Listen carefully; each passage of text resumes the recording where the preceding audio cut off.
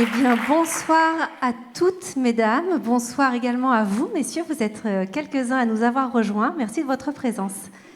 Alors, bienvenue sur le campus d'Audencia pour cette séquence qui nous est proposée ce soir par la chaire Impact Positif sur le thème des femmes et du leadership responsable. Je m'appelle Gaëlle Bouffard et je suis très heureuse d'être à vos côtés ce soir pour creuser cette question passionnante et pour interroger nos trois invités qui vont nous rejoindre dans quelques instants. Mais d'abord, j'aimerais revenir sur cette vidéo que nous venons de voir. Est-ce que vous connaissez l'histoire de cette interview ? J'entendais non, beaucoup de non.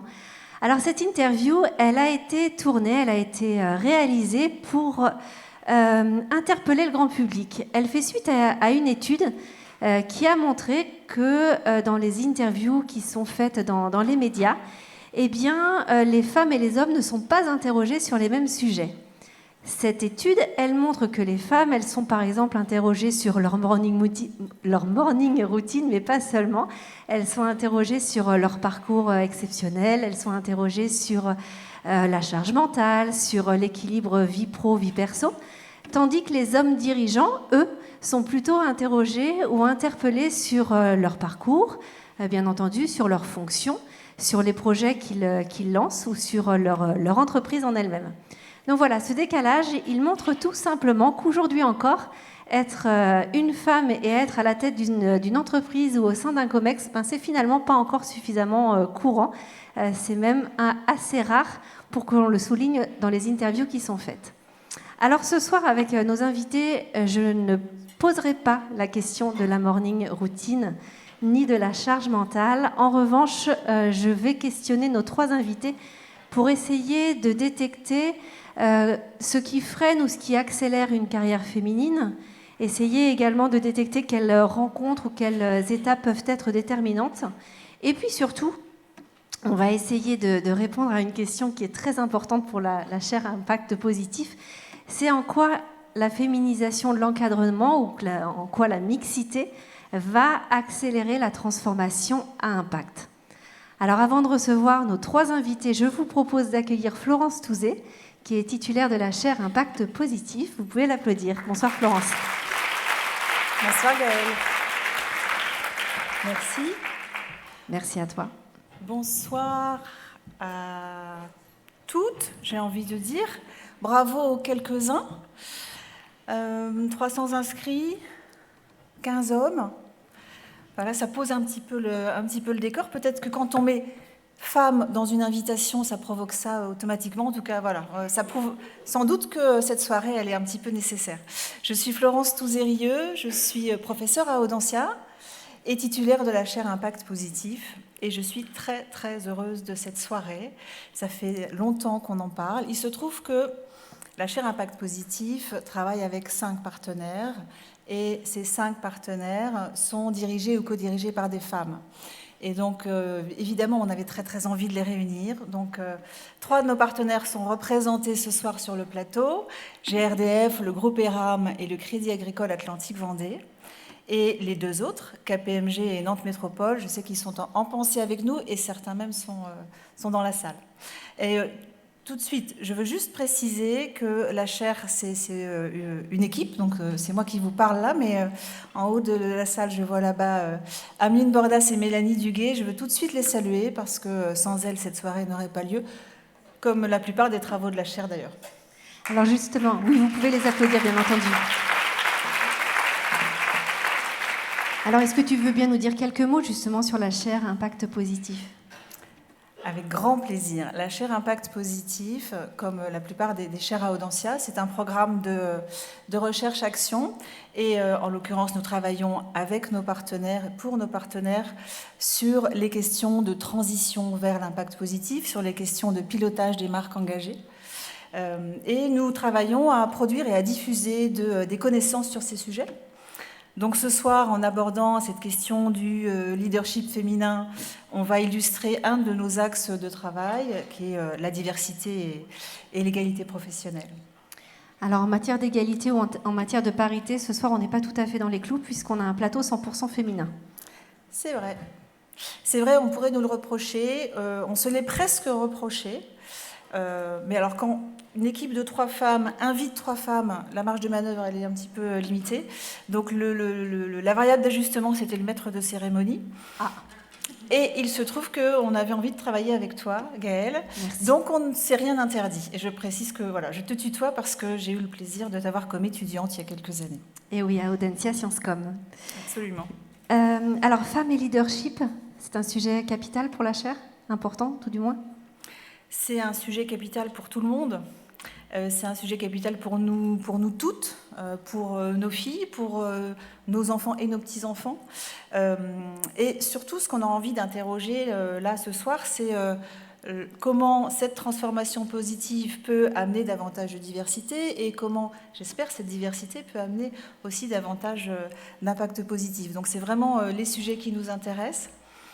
Et puis pour l'anecdote, on en a parlé il y a quelques jours avec des collègues, on partageait les résultats d'un article qui disait que dans le monde du travail, les femmes ne devaient être ni colériques, ni grandes, ne pas avoir de cheveux blancs, et surtout ne pas faire trop d'humour. Donc voilà, ça, quand on lit ça en février ou mars 2023, on se dit que oui, il y a encore des vrais sujets. Donc cette question de la réconciliation, c'est aussi ce qui nous motive pour tout l'ensemble des travaux de la chaire sur la question de la diversité, sur d'autres questions également. Et donc tu nous confirmes qu'on a le droit de faire de l'humour, d'être grande et parfois colérique ? On a tous les droits. Eh bien, merci. On va se les donner en tout cas. En tout cas, je suis vraiment très très contente de cette soirée. Je vais vous laisser la parole. Je suis ravie d'accueillir nos invités que tu vas nous présenter et très impatiente de vous entendre, mesdames. Merci beaucoup, Florence. Avec plaisir. Vous pouvez l'applaudir.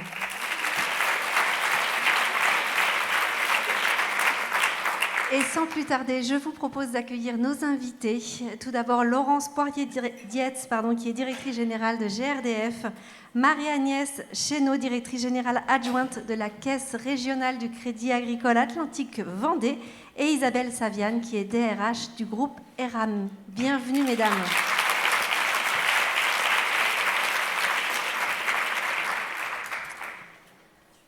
Alors, on va commencer par faire les présentations, si vous voulez bien. Et ce que je vous propose pour qu'on fasse les présentations, c'est d'aller faire un petit tour sur vos profils LinkedIn, si vous êtes d'accord.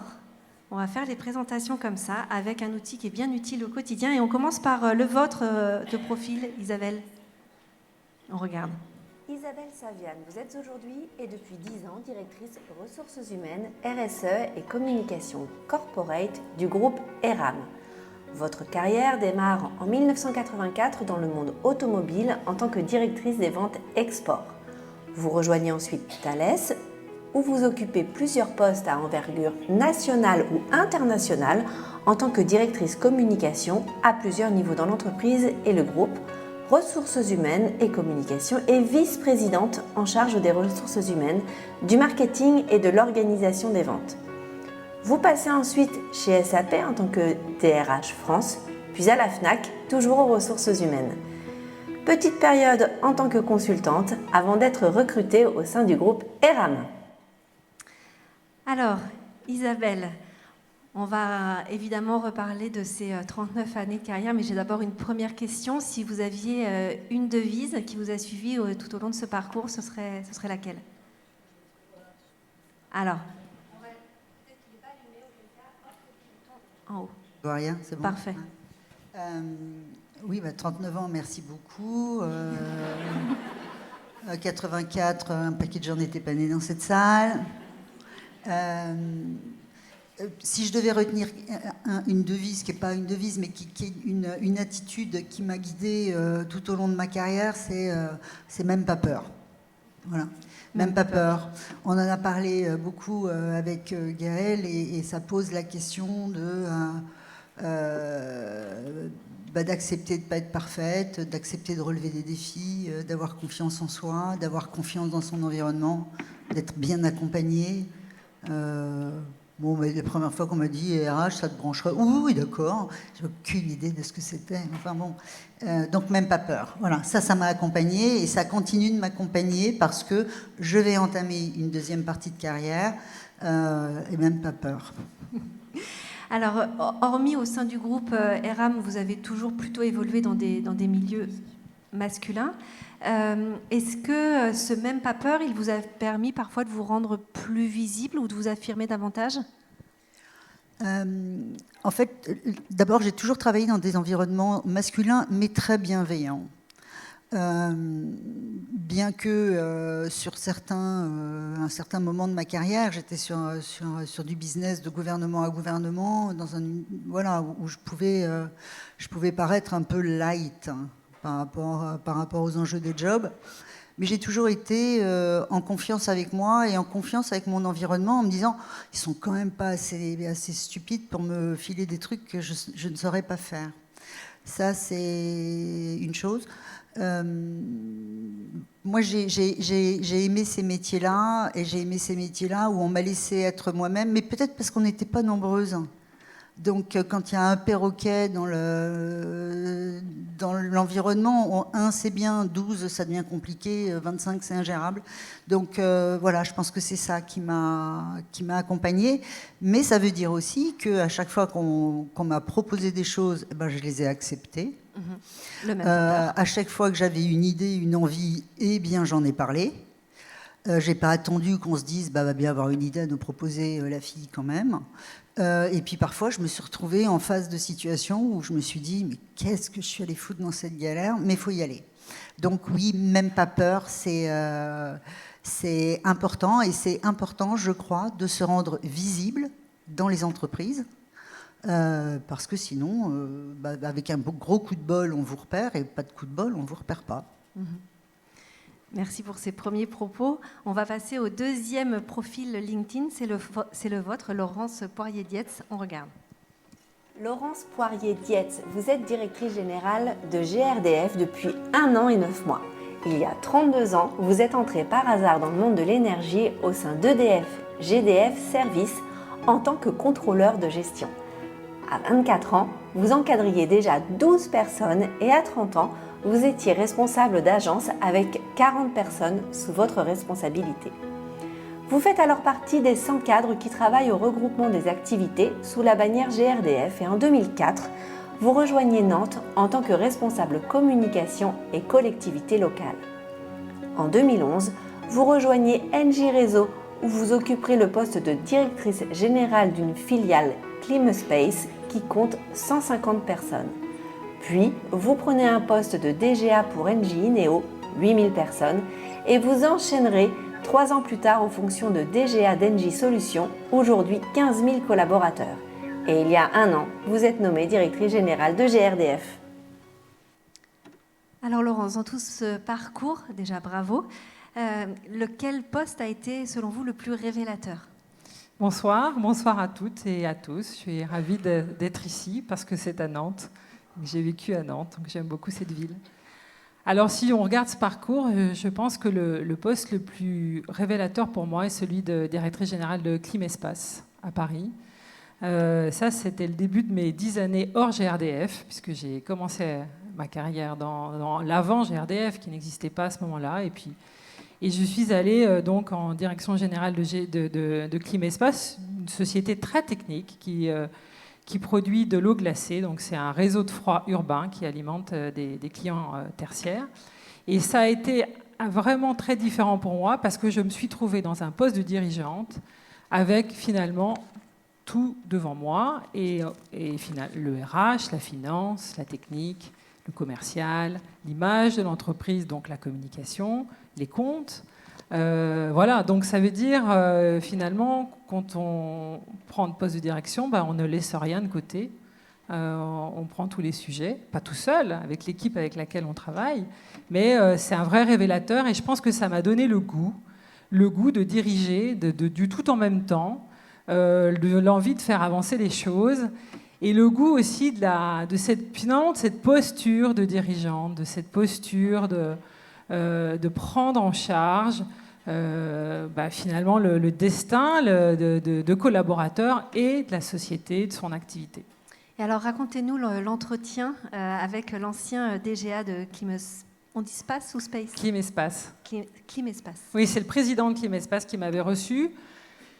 Et au fur et à mesure qu'il me présentait l'entreprise et les enjeux, il y avait beaucoup de construction de réseaux, des investissements importants, une trentaine de millions d'euros par an.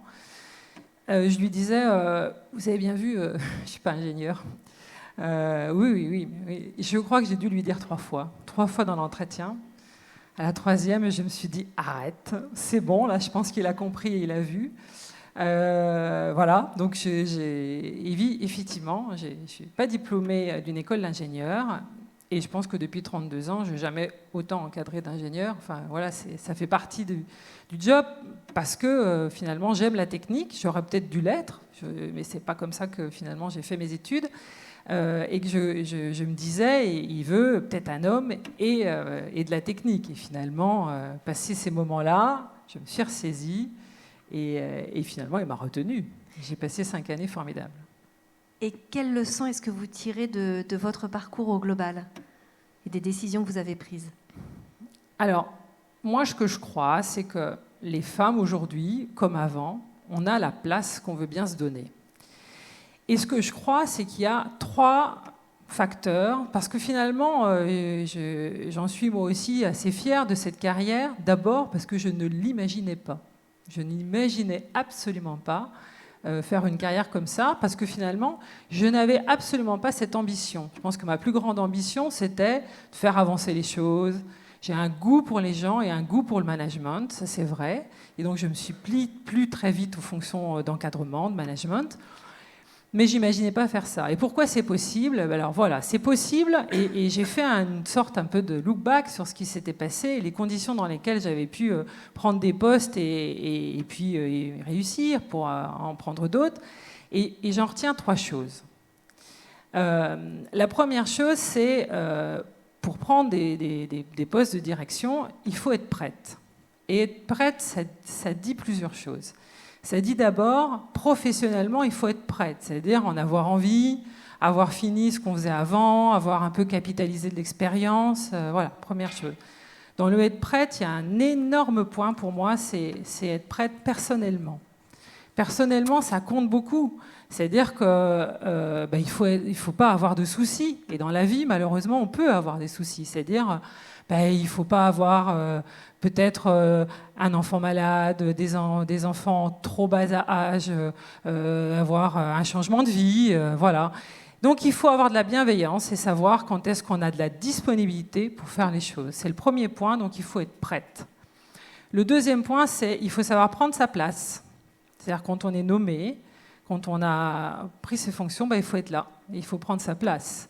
Alors comme toutes, ou tous d'ailleurs, quand on prend un poste, on ne sait pas tout faire. On ne couvre pas toutes les compétences. D'ailleurs, pour ça qu'on a une carrière, un développement de carrière pour progresser. Donc ça veut dire qu'on va apprendre, mais il faut quand même prendre sa place. C'est-à-dire montrer qu'on est là, qu'on prendra les sujets les uns après les autres. Et puis le dernier point, c'est justement ça, c'est qu'il faut prendre les sujets. Donc le dernier point, c'est travailler.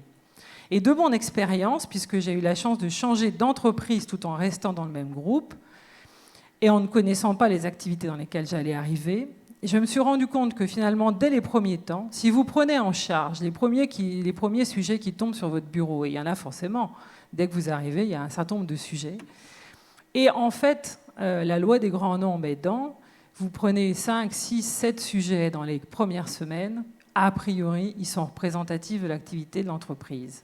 Et donc, si vous allez faire un peu deep dive sur ces sujets et vous allez creuser, vous allez avoir un premier sujet dans lequel vous avez compris ce qui se passe, puis un deuxième, puis un troisième, puis un quatrième. Et peut-être qu'avec ça, vous avez couvert 70 ou 80 ou 50%, je dirais, des problématiques les plus importantes de l'entreprise. Ça y est, vous êtes déjà le roi du pétrole, hein. Vous avez déjà de quoi... et ça vous conforte, ça vous aide, et ça vous permet d'être prête et d'être à votre place. Donc, merci déjà pour ces 3 conseils. Être prête, prendre sa place et travailler. Allez, troisième profil LinkedIn, le vôtre, Marie-Agnès Chénaud, on le regarde. Marie-Agnès Chénaud, vous êtes directrice générale adjointe du Crédit Agricole Atlantique Vendée depuis 1 an et demi. Vous êtes entré dans le monde bancaire en 92 au Crédit Agricole Atlantique Vendée où vous occupez des fonctions en agence, de conseillère, de directrice d'agence, puis sur des fonctions d'animation et de formation. En 2000, vous accédez au poste de responsable marketing, puis celui de secrétaire général et responsable de la communication institutionnelle. Vous changez alors de région en intégrant le Crédit Agricole Provence-Côte d'Azur où vous prenez rapidement la direction des ressources humaines. En 2012, vous occupez le poste de directrice du réseau de proximité et de la banque privée avec 230 points de vente sous votre responsabilité. En 2019, vous êtes nommée directrice générale adjointe de la Fédération nationale du Crédit Agricole. En 2021, vous revenez au Crédit Agricole Atlantique Vendée et cette fois avec la casquette de directrice générale adjointe. Alors pendant cette brillante carrière, dites-nous quel a été le moment déclencheur, celui qui a accéléré l'envolée. Déjà, bonsoir à toutes et à tous.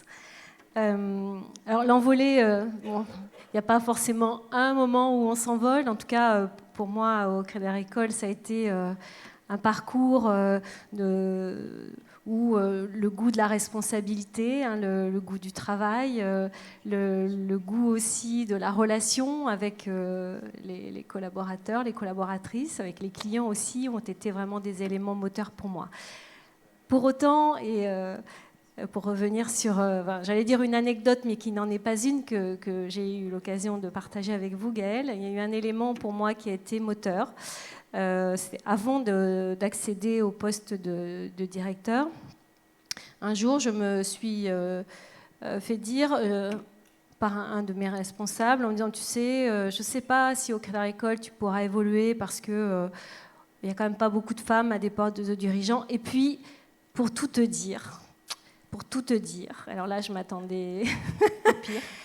Le directeur général trouve que tu fais un peu midinette. Sympathique. Alors là, je dois dire que, on y reviendra peut-être, mais moi je venais d'un milieu très modeste, ça a été compliqué, voilà, il a fallu beaucoup travailler et je me suis dit, mais comment cet énergumène peut me dire que je suis une midinette? Alors, il se trouve que j'étais souriante, voilà, tout ça étant susceptible d'être interprété, j'aimais les gens, voilà. Et là, je me suis dit, non, mais je ne vais pas rester dans une entreprise avec tous les efforts que j'ai faits où on pense que je suis une midinette. Et donc, j'ai décidé de quitter l'entreprise, le groupe. Je suis allée faire un bilan de compétences en disant, mais voilà. Et là, j'ai rencontré vraiment quelqu'un d'intéressant qui m'a dit, bon, attendez, faites le point sur vos réalisations, sur vraiment ce que vous êtes, ce que vous avez envie de dire, ce que vous avez envie d'exprimer. Ce que j'ai fait. J'ai pris le temps de me poser, de faire le point sur mes valeurs, sur mes atouts. Je me suis rendu compte que je savais dire ce que je ne faisais pas bien ou ce qui me manquait, mais pas toujours... pas souvent ce que je faisais de bien, quelles étaient mes qualités. Ça a été un sujet que j'ai dû travailler, ça. Et je suis revenue vers mon fameux directeur général qui ne savait pas que je savais qu'il avait dit de moi que j'étais une midinette, mais je lui ai demandé un rendez-vous, donc je n'avais pas quitté encore le Crédit Agricole, pour lui dire, voilà, j'ai besoin de vous voir, vous dire qui je suis, ce que j'ai fait et ce qu'est mon projet. Ok. Et je veux savoir si vous êtes prêts à m'accompagner dans ce projet. Moi, je me sens capable de rentrer dans un parcours de dirigeant dans cette entreprise, mais il faut que vous me disiez si vous êtes prêts à m'y accompagner. Et donc là, alors je fais un peu raccourci, mais je l'ai senti surpris de ma démarche et de ce que je lui disais. Et donc on a eu un entretien très cordial. Et en ressortant, mon fameux directeur qui m'avait dit ça, il me dit « Oh, ben alors, il t'a pas vu, et vraiment, il a, je ne sais pas ce que tu lui as dit, mais réellement, il a vu qui tu étais. Et vraiment, il a envie de t'accompagner. Et il se trouve que dans les mois qu'on suivit, on fusionnait avec la Loire-Atlantique, donc on devenait l'entreprise que nous sommes aujourd'hui. Et il m'a confié une responsabilité importante et il s'est engagé à m'accompagner dans le parcours de dirigeant. Donc il faut rien lâcher. En fait, hein. Il faut vraiment rien lâcher. Il faut pas laisser passer. Enfin, comme d'autres certainement, j'ai entendu des choses extrêmement dures, désagréables à certains moments. Hein. Alors il y a des choses qu'il faut laisser glisser parce qu'on ne peut pas réagir sur tout et puis c'est quelquefois trop bas pour réagir. Mais quand même, il faut rien lâcher, il faut travailler. Moi je partage vraiment ça. Il faut oser, il faut travailler, il faut prendre sa place, mais vraiment ne rien lâcher quand on a un projet, quand on est sûr de ce qu'on n'est jamais complètement sûr, mais quand on a confiance en soi, dans ce qu'on est capable de faire, il ne faut rien lâcher, vraiment rien lâcher. Alors vous l'avez dit, hein, le milieu bancaire, c'est un milieu qui était et qui est encore assez masculin. Est-ce que pour autant, vous vous êtes senti globalement freiné ou au contraire accompagné, au-delà de l'anecdote que vous venez de raconter ? J'allais dire, c'est un peu les deux. Les choses ont beaucoup changé depuis une dizaine d'années, mais le monde de la banque, alors étonnamment, est extrêmement féminin, puisqu'on a plus de 60% maintenant de nos équipiers qui sont des femmes. Hein. Mais quand en tant que dirigeante, nous sommes, on va dire, moins de 20% encore aujourd'hui. Hein. Mais bon, les choses évoluent. Les freins, ils ont été et il reste toutes les périodes de maternité. Hein, enfin, on en reparlera peut-être. Moi, j'ai eu 3 enfants, donc l'année où vous êtes enceinte, on dit on va pas la faire évoluer parce qu'elle va partir. Bon, quand vous êtes enceinte, il y a l'année, vous avez beau être parti le minimum. Vous n'êtes pas là, donc quand vous revenez, il fallait quand même refaire ses preuves, en disant on va voir. Donc, et quand vous multipliez ça par 3, ça vous arrivez vite à 6, 8 ans. Donc ça, j'allais dire, ça peut être un frein. Ça a pu être un frein aujourd'hui. En tout cas, moi, en tant que dirigeante, je suis très attentive à cela. Et puis, les freins majeurs, Laurence le disait tout à l'heure, mais le risque, c'est nos propres freins. Moi, je dois dire que dans l'entreprise, puisque j'ai fait un parcours dans le groupe Crédit Agricole, je n'ai jamais vécu de volonté délibérée de freiner.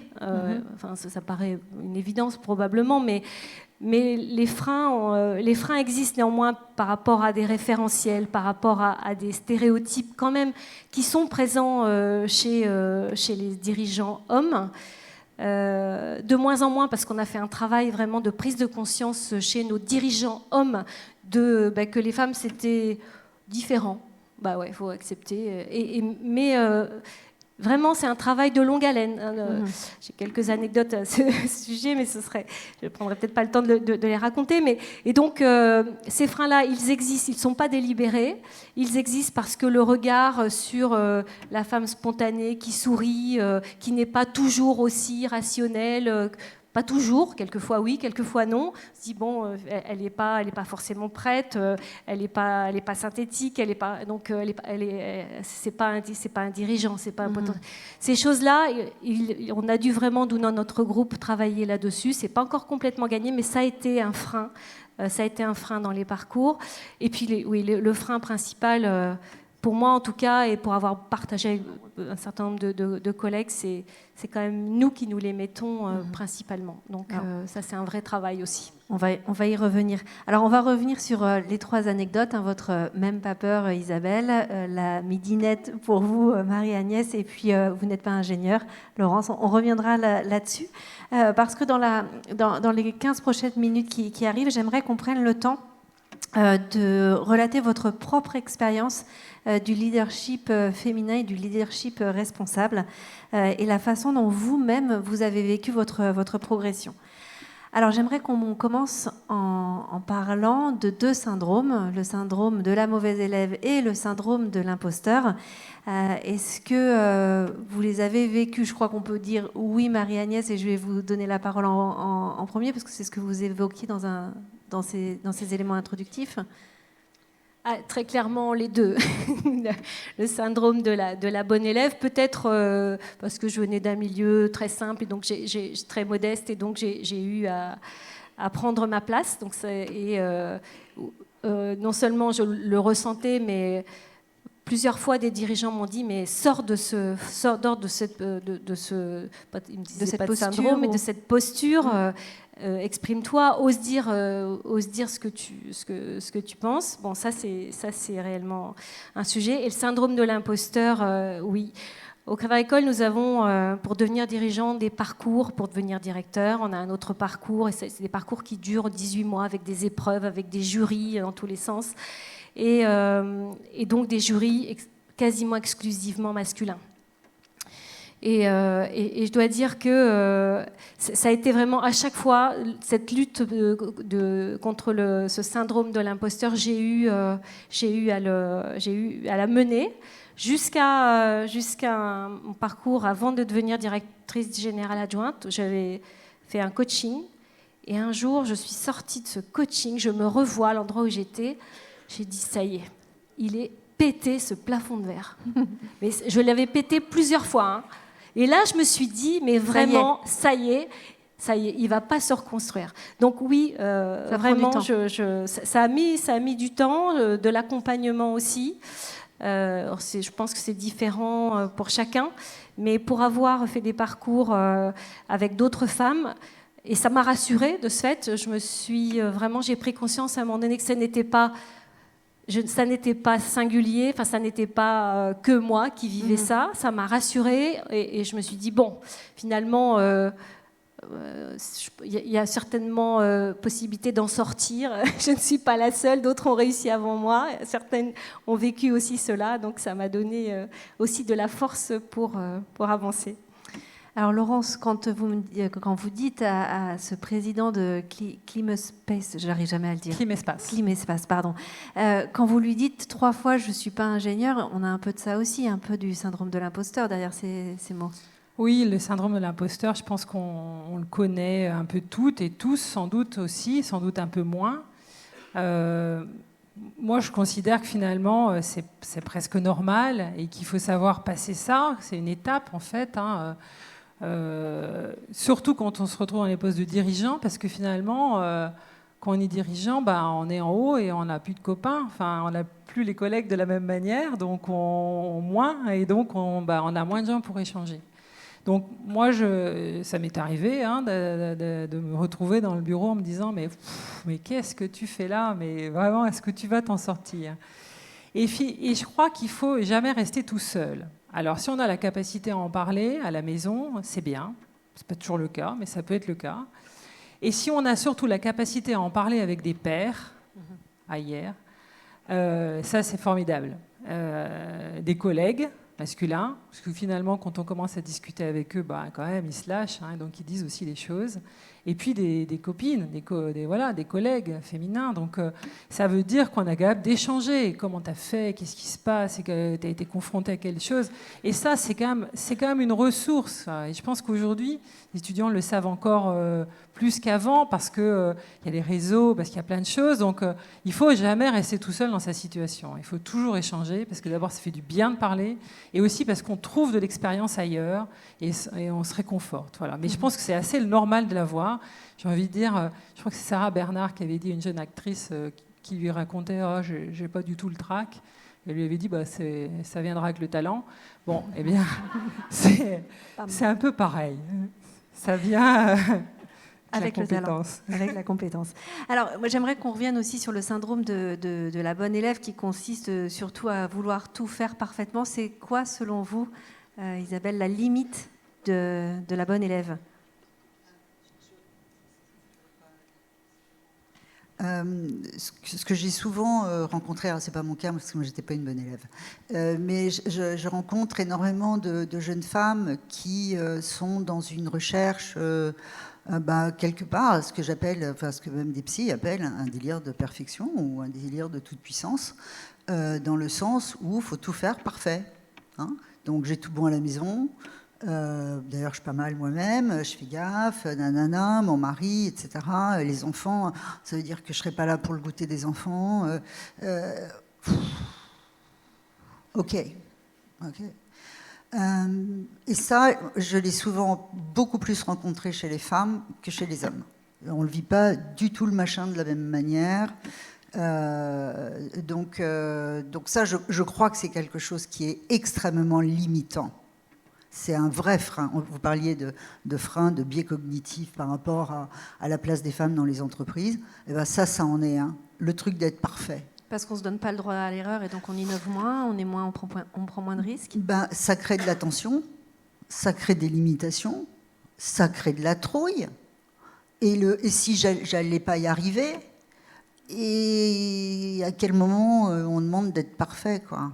Hein, y a un truc que peut-être vous pouvez retrouver sur les réseaux sociaux, un discours d'une femme qui s'appelle Shonda Rhimes, qui est la maman de Grey's Anatomy et d'un certain nombre de...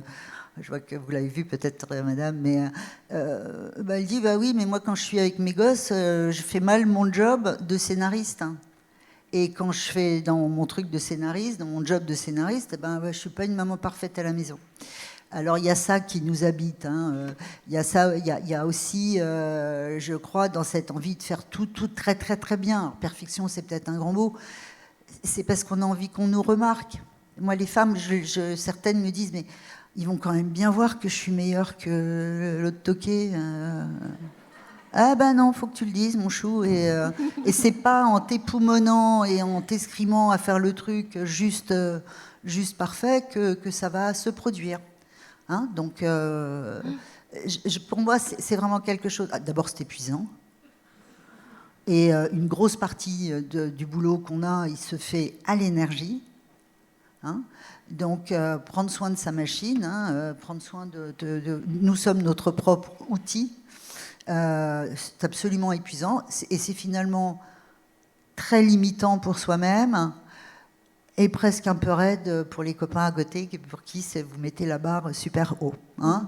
Donc, moi, quand je reçois un message à 23h de quelqu'un qui veut être parfait, d'abord, ça me dérange.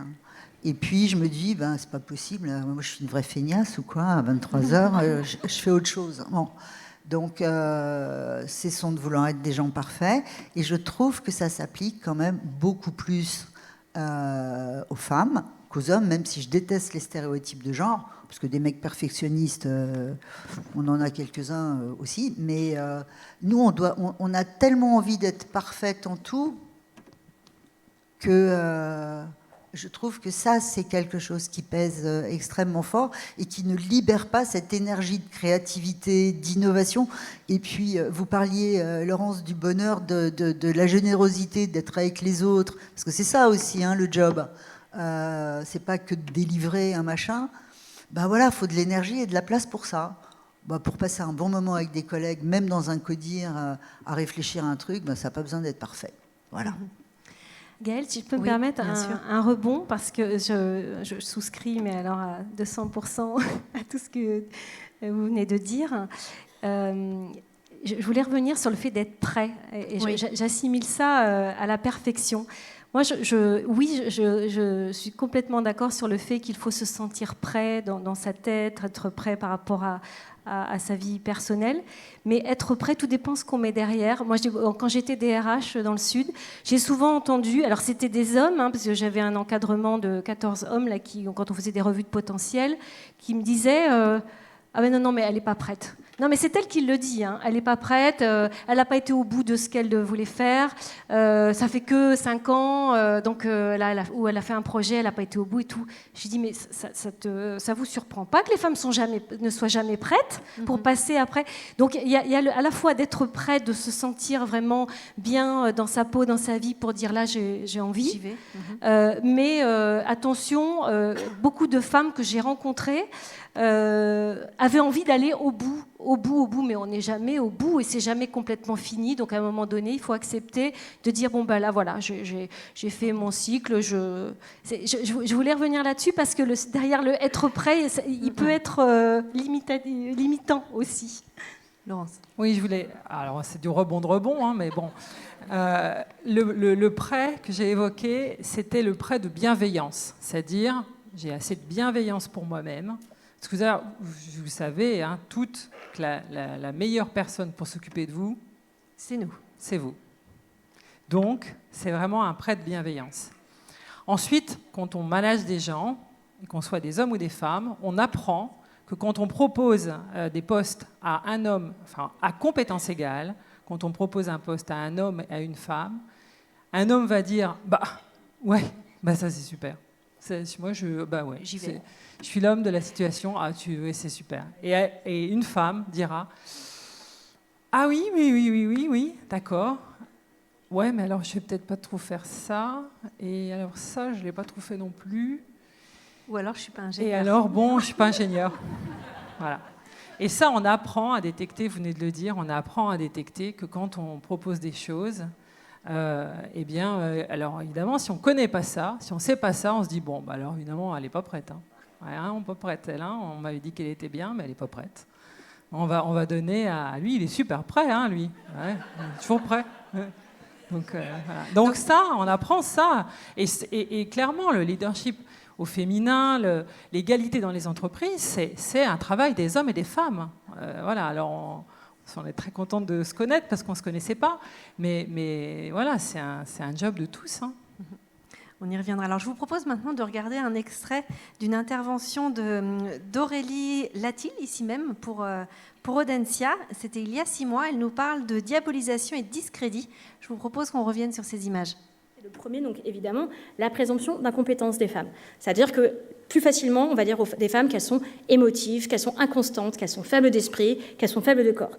Vous allez le retrouver en réunion tout simplement parce qu'il y a un moment, on va vous dire, il y a un moment que vous êtes idiote. Plus facilement, ça ne veut pas dire qu'il n'y a pas de femmes idiotes, attention. Ça veut dire que plus facilement, on va dire que les femmes sont bêtes, d'accord ? Bien sûr qu'il y a des femmes bêtes, hein, mais c'est pas le sujet, en fait. Et après, il va y avoir une sexualisation, hypersexualisation, renvoi au corps, injonction, violence physique et sexuelle. C'est incroyable le nombre d'entreprises où j'interviens, où on me dit « Oui, bon, c'est moi qui gère le dossier, parce que machine, c'est pas son sujet, parce qu'elle couche avec le patron. » Je fais alors déjà, rien que de me dire ça, ça oriente complètement le récit de cette personne. Et en fait, aussi bien c'est vrai, et c'est probablement faux. Donc il y a un moment, pourquoi on me répète ça ? Donc évidemment, les femmes, pour arriver tout en haut de la structure, forcément, elles devraient coucher avec le patron. Et c'est encore entretenu aujourd'hui. Mais sexualisation, c'est aussi, regardez les présidentielles. Les femmes ont été renvoyées en permanence à la moindre ride, au moindre bout de gras, à la moindre cheveux gris, aux fringues qu'elles portaient. Et donc du coup, voilà, il y a un renvoi systématiquement au corps des femmes. Et après, bien évidemment, il y a le discrédit systématique qui tombe sur les femmes qui veulent sortir de cette condition qui serait à leur. Une femme qui ne serait pas naturellement douce, enveloppée de cachemire pastel et qui distribuerait pas des cookies à 11h à tous ses collègues de travail, va forcément rentrer dans la catégorie de l'odieuse mégère. Donc minimisation, condescendance, diabolisation sont au programme à chaque fois qu'on sort de sa bulle et de sa gentillesse naturelle. Donc diabolisation, discrédit, c'est que concrètement, en général, quand vous vous posez la question de pourquoi une femme passe pour une énorme virago et une méchante, alors c'est possible qu'elle soit vraiment méchante et virago, mais déjà il y a la menace du stéréotype de la douceur, donc du coup qui fait que les femmes ont besoin d'être plus dures parfois, parce que en fait, si elles sont gentilles et souriantes, on va penser qu'elles sont nouilles, donc du coup elles sont obligées d'être un peu moins désagréables. Si vous souriez, tout de suite on va croire que vous êtes nouilles. Alors du coup, on fait la gueule. Et donc, du coup, vous avez donc cette idée de diabolisation. Elle arrive dès que quelqu'un a le pouvoir, d'accord ? C'est-à-dire que vous voyez en classe, moi j'interviens donc aussi dans les collèges avec mon association. Et donc, du coup, quand on intervient dans des collèges, souvent on dit, bon, bah voilà, là, il y a du cyberharcèlement sur une petite gamine qui a 10-12 ans. Pourquoi ? Posez-vous la question de pourquoi. Et donc, du coup, il y a un moment, est-ce qu'elle est bonne en classe ? Est-ce qu'elle est bonne en sport ? Est-ce qu'elle est bien habillée ? Est-ce qu'elle est jolie ? Est-ce qu'elle est plus riche ? Ou au contraire, est-ce qu'elle est justement beaucoup moins riche et que donc, du coup, vulnérable et on peut lui sauter dessus ? Voilà. 2 extraits sur la diabolisation et le discrédit. Et ça me ramène à des propos qu'on a eus en introduction sur le qualificatif de midinette. J'aimerais qu'on revienne sur cette anecdote que vous nous avez partagée, sur ce que vous avez ressenti à l'époque. C'était quoi ? C'était de la colère et surtout comment est-ce que, au-delà de cet accompagnement bilan de compétences qui vous a... Ça m'a blessée. Ouais. Ouais, ça m'a vraiment blessée. Parce que je pense que j'étais naïve en fait. Je n'imaginais pas ce regard qu'on pouvait porter sur moi par rapport à tout ce que j'avais fait pour en arriver là. Donc j'ai été vraiment, c'est mon intégrité. Ouais. Donc c'était à la fois de blesser et de la colère. C'est pour ça que je dis bon, je ne vais pas rester dans un groupe comme ça.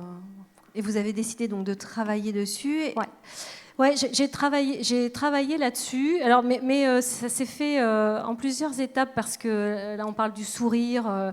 Moi, j'aime les gens, la relation est facile, donc je souris. Alors, combien de fois dans mes fameux parcours, dirigeants, il m'a dit pourquoi, genre une coach qui faisait partie d'une épreuve, je lui ai dit mais pourquoi vous souriez comme ça? Elle me dit mais ça me dérange. Alors c'était pour me provoquer, j'ai dit bah pourquoi je souris comme ça? On m'a toujours dit que j'étais souriante et tout. Et puis derrière ça, en fait, je me suis rendu compte. Alors au début, les premières fois qu'on m'a dit ça, après je faisais la gueule. Quand j'intervenais, alors j'avais un directeur général qui disait mais pourquoi t'es trop. Je racontais tout à l'heure. Un jour on m'a dit t'es radiante, mais c'était pas un compliment, hein, c'était pas rayonnante, t'es radiante. Donc après je faisais la gueule. Alors je me dis bon, je prenais le micro, je parlais, et puis alors après les gens venaient me voir en me disant ça va pas, t'es malade, pourquoi tu fais la gueule? Alors un jour j'ai dit mais vous m'emmerdez quoi. Je dis un coup je souris trop, un coup bon. Mais quand même, je le dis en plaisantant parce que je le vivais comme ça à ce moment-là. Je dis mais qu'est-ce que je fais? Je souris pas, je souris. Enfin bon. Et puis cette coach un jour elle l'avait fait exprès de me dire mais pourquoi vous souriez comme ça et tout. Alors sur le moment, ça m'a énervée. Je dis vous n'allez pas me le faire aussi quoi.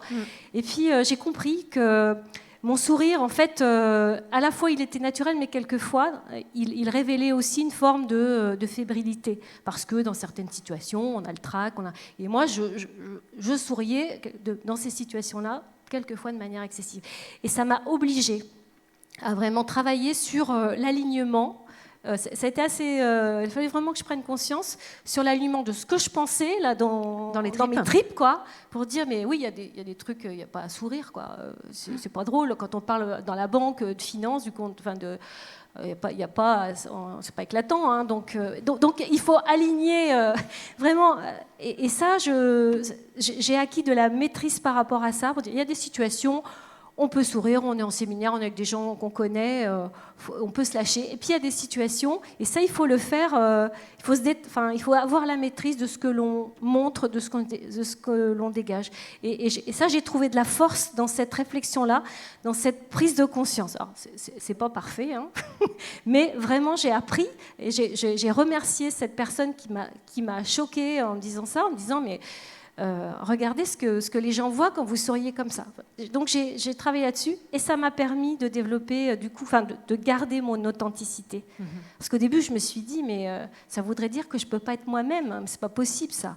Donc j'ai compris que quand j'allais faire une intervention, quand j'étais devant un jury, eh ben, je mettais le costume. Je ne sais plus qui disait le costume, et j'ai quand même le costume de banquier. Hein.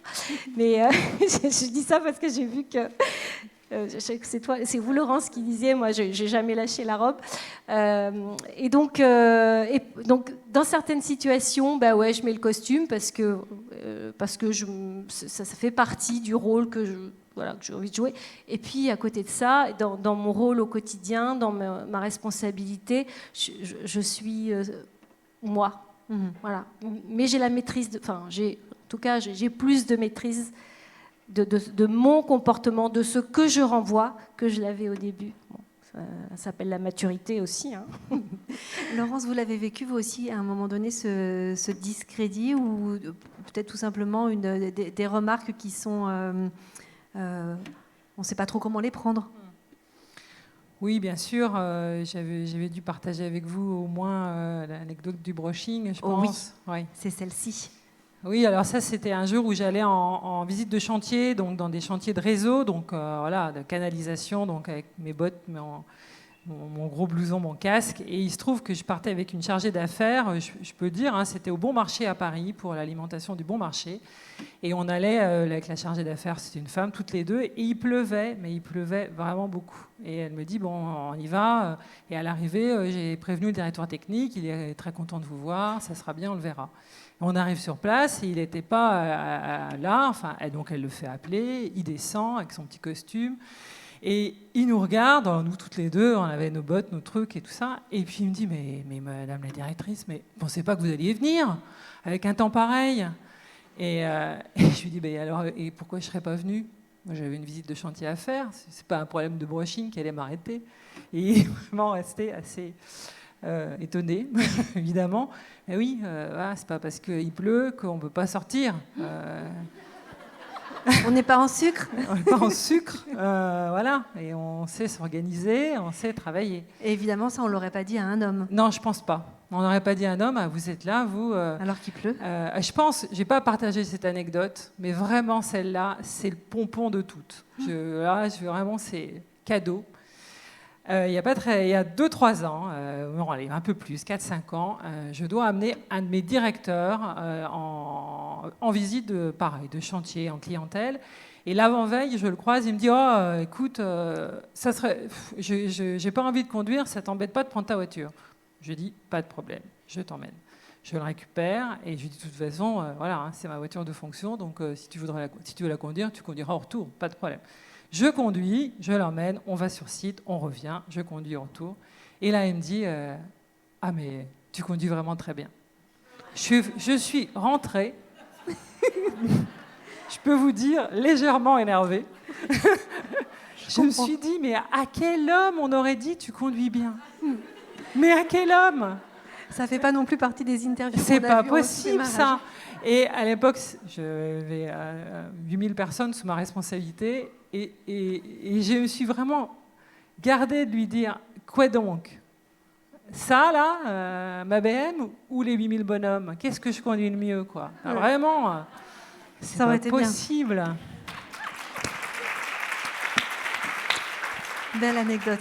Alors, on va poursuivre avec le sujet de l'authenticité et des stéréotypes. Et je vous propose de regarder un extrait de l'interview de Léa Dorion, qui est maîtresse de conférences en management. Et elle est aussi autrice du livre « L'entreprise du 21e siècle sera féministe ». On regarde. Les caractéristiques associées à un leader sont en fait des caractéristiques de la masculinité. Dès lors, il devient très difficile pour une femme de faire preuve de leadership. Alors, qu'est-ce que vous en pensez, par exemple, Isabelle? Alors, je ne pense pas ça du tout, d'abord. Ce que je pense, en revanche, c'est que diriger une entreprise aujourd'hui est un acte politique fort. Que pour diriger, il faut avoir des convictions, du courage, des idées, les exprimer et mener des chantiers.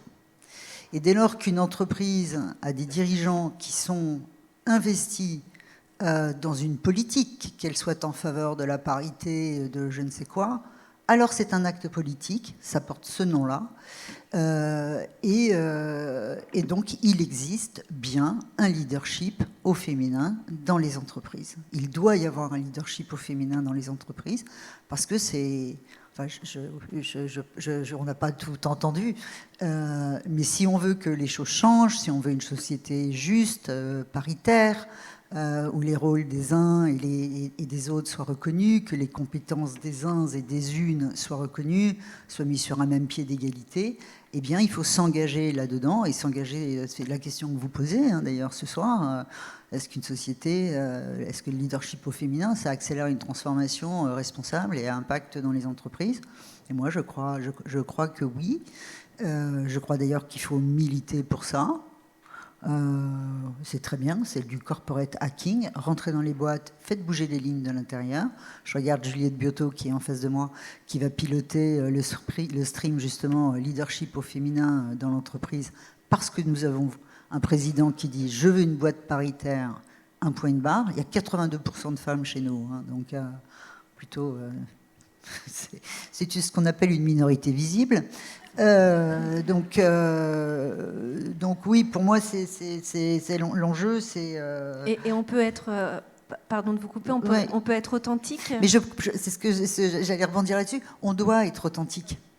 On a toutes croisé, alors au cinéma ou dans la vraie vie, le diable s'habille en Prada, etc. Justement, ce leadership au féminin non assumé, non vécu, il amène quelques femmes, parfois, à endosser un costume, une posture d'homme, parfois même un peu viril, qui colle pas, qui sert pas, qui colle pas. Nous, on est dans une entreprise où on considère que on peut pas changer le sens des rayures du zèbre, ça on l'avait dit toutes les deux, mais c'est important d'être essentiel, d'être soi-même, d'être aligné avec soi-même, à sa juste place. Et je crois que dès lors qu'on commence à se tordre, d'abord on se fait du mal, on essaye d'être quelqu'un qu'on n'est pas. On trahit un peu la boîte quand même, parce que moi j'ai recruté une personne comme ça, mais qu'est-ce qui fait qu'elle a changé? Donc c'est essentiel. C'est d'ailleurs ce qui fait la richesse des entreprises ou des sociétés villageoises. C'est d'avoir cette authenticité-là. Hein. On est des personnes avant d'être quoi que ce soit d'autre, ni homme ni femme. Enfin, moi, ce qui nous intéresse dans le monde de l'entreprise, c'est qui vous êtes. Donc, on ne se tord pas. Alors, ça ne veut pas dire que de temps en temps, il ne faut pas faire un peu gaffe. Ça ne veut pas dire non plus qu'il faut arriver tellement vrai, le ventre ouvert, prêt à recevoir la critique.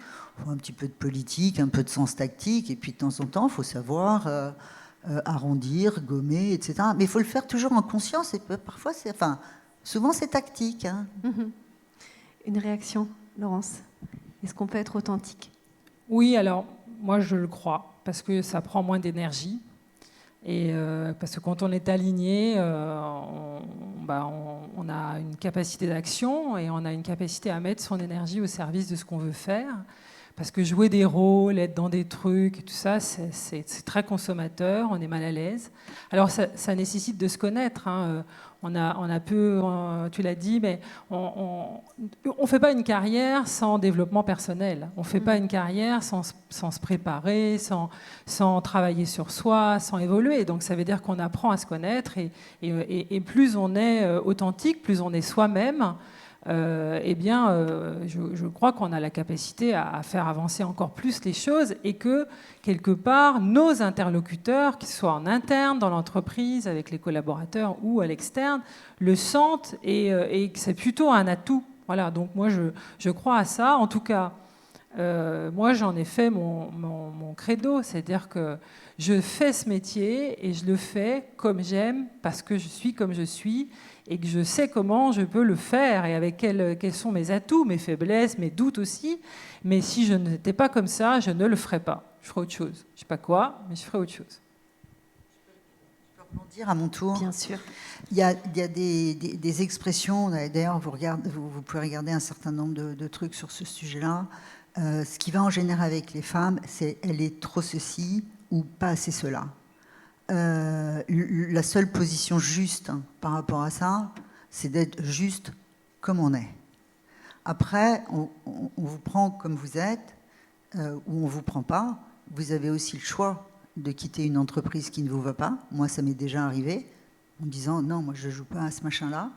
On ne m'a jamais reproché ça. En revanche, je me serais très très fortement, moi, reproché de ne pas l'avoir fait.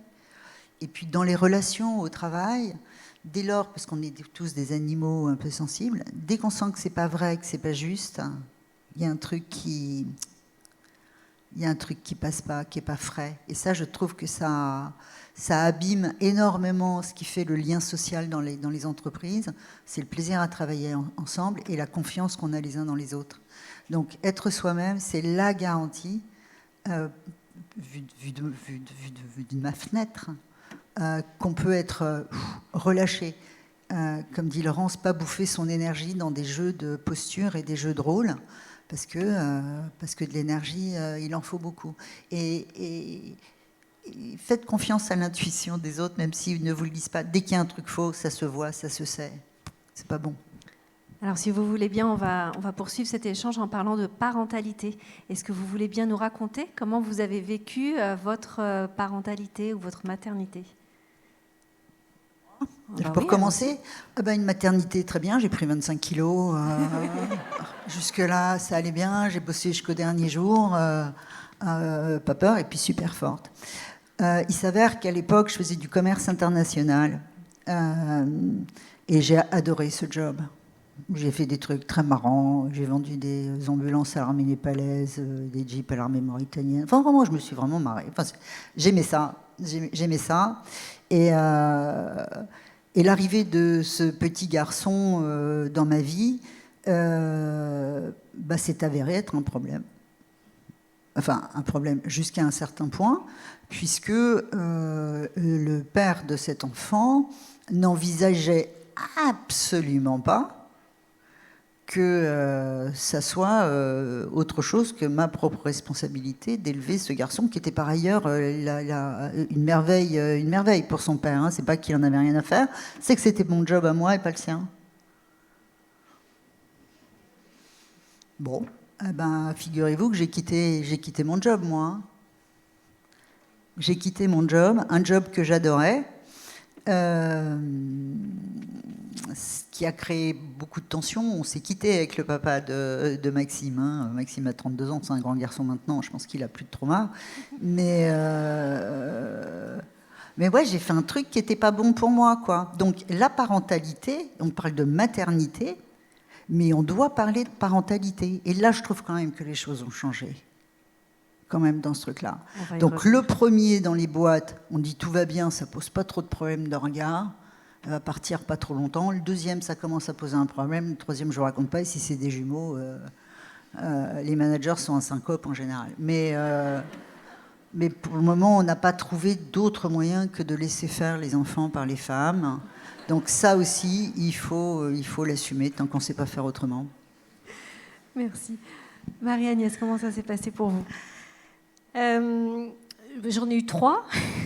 Ça s'est plutôt bien passé, mais bon, je le disais tout à l'heure, c'est resté quand même un frein quand même, mais ça s'est bien passé quand même. J'ai entendu des choses très désagréables qui ont accru ma culpabilité d'indisponibilité. Une nourrice qui va raconter dans le village où vous habitez que vous êtes une mauvaise mère parce que vous n'êtes jamais à la sortie de l'école, que vous n'êtes jamais là le soir. Bon, donc ça, faut se le prendre quand même. Et puis accepter que je reviens à la perfection, de ne pas être parfait, quoi. Vraiment, souvent on me demande mais comment vous avez fait, comment tu as fait 3 enfants, tout ça. Et maintenant je dis j'ai fait mal, j'ai pas tout fait bien. Et je crois qu'il faut accepter ça. Oui, on n'est pas les sorties de l'école. De toute façon, moi, ça m'intéressait pas d'aller dans le bus pour aller faire les sorties à l'école. Donc, et puis, j'avais pas le temps. Mais de toute façon, voilà, ça m'aurait pas plu non plus. J'étais pas à la sortie de l'école. Oui, bon, il faut parler beaucoup avec ses enfants. Expliquer pourquoi vous n'êtes pas là, pourquoi vous rentrez à 20h, alors pourquoi vous ne faites pas tous les soirs les devoirs communs. Il faut accepter soi-même ça. Alors il faut que l'entourage l'accepte aussi, hein, parce que j'ai entendu encore récemment une jeune maman qui me dit qui se posait des questions pour évoluer, qui me dit mais bon, autour de moi on me dit quand même comment tu vas gérer les enfants, tout ça. Bon, donc il faut accepter de pas être parfaite non plus de ce côté-là. Il faut essayer d'écarter cette culpabilité. En plus moi j'avais 2 enfants dyslexiques, alors bon, en plus j'ai pas eu de bol. Donc il y a des moments il faut être là quand même, mais et puis ça s'est bien passé pour eux. Mais voilà, il faut accepter de ne pas faire parfait, et puis il faut beaucoup parler avec les enfants. Et aujourd'hui, 18, j'en ai un 18 et la plus grande à 26, je me dis ils vont bien, ils sont fiers de ce que j'ai fait, et ils n'ont pas été malheureux, donc je me dis voilà, ça s'est pas trop mal passé. Mais c'est pas tout simple.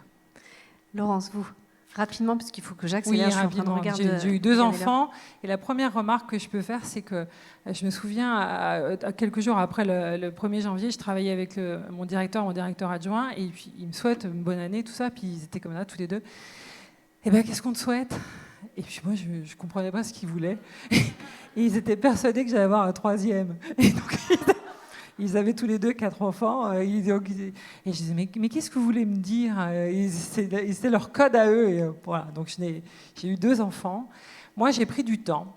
Et il y a eu un moment dans l'entreprise, quand j'étais chez GRDF et à Nantes, parce que j'ai habité ici, j'ai déjà dit tout à l'heure, j'ai refusé plusieurs fois de prendre des postes. C'est-à-dire, voilà. On me disait, allez, maintenant, tu viens à Paris, tu viens au siège et tout. Et j'ai dit, non, c'est pas tout à fait l'heure. C'est pas le moment, je viendrai plus tard. Et je suis restée 7 ans dans mon poste à Nantes. Je m'y plaisais beaucoup, ici.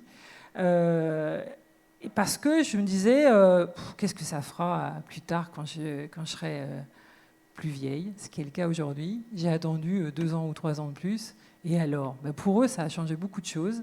Pour moi, ça n'a rien changé après. Et ça nous a donné un confort de vie exceptionnel. Et donc ça, il faut savoir le faire de temps en temps.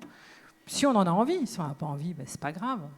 Mais si on a envie, vous savez, on va travailler 43 ans, 64 ans ou pas, je sais pas. Enfin bref, dans ce sens-là, on a largement le temps de temps en temps prendre un peu de temps pour ceux qu'on aime et puis après avancer plus vite. Et c'est vrai que quand j'ai pris des postes de dirigeante, ils étaient plus grands et c'était plus simple. Alors dans cette troisième partie, on va maintenant parler de leadership et en tout cas faire le lien entre féminisation, performance et RSE. Et je vais vous demander dans un premier temps de sortir vos téléphones. Vous allez pouvoir enlever le mode avion si tant est que vous l'aviez mis et scanner ce QR code tout simplement pour pouvoir répondre à des questions. On va voir quelles réponses vous imaginez aux questions que je vais vous poser. Pendant que vous scannez ce QR code et que vous rejoignez Bigcast, simplement vous donner quelques éléments de compréhension de l'étude dont on va parler. On va s'intéresser aux travaux de l'Observatoire Schema, donc sur la féminisation en entreprise. Cette étude, elle est basée sur l'analyse des rapports annuels des entreprises du CAC 40. L'objectif, il y en a plusieurs d'ailleurs, c'est d'abord de réaliser un état des lieux de la féminisation des grandes entreprises, et ensuite d'analyser la relation entre féminisation et performance, mais aussi relation entre féminisation et RSE. Donc dans cette étude, ils ont réalisé plusieurs échantillons. D'abord, un échantillon où on retrouve les 10 entreprises du CAC 40 qui ont les COMEX les plus féminisés. Donc dans cet échantillon, on compte des COMEX qui contiennent, entre guillemets, 33% de femmes. Donc on va les appeler les bons élèves. Et puis l'échantillon 2 comprend les entreprises du CAC 40 dont les COMEX sont les moins féminisées. Et cela compte en moyenne 4% de femmes. On va les appeler les mauvais élèves. Moi non plus, j'aime pas stigmatiser, mais tant pis pour eux. Alors, si vous êtes tous prêts, je vais vous poser la première question. Est-ce que c'est bon ? Ça ne marche pas.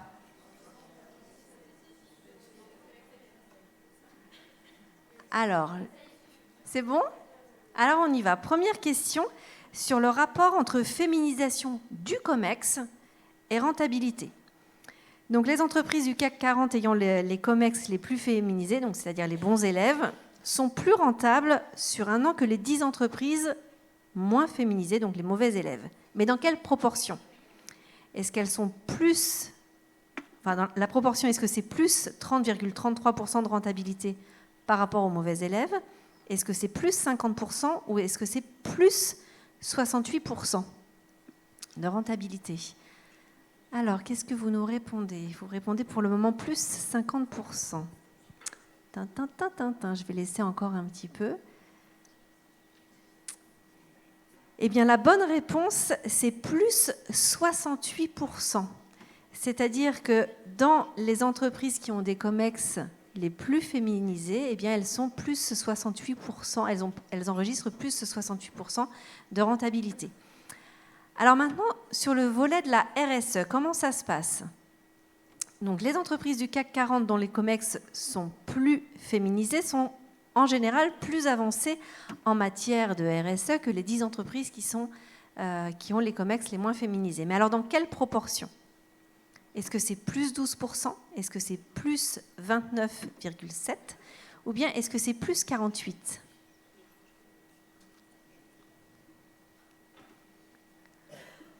Alors, une large majorité répond plus 48%.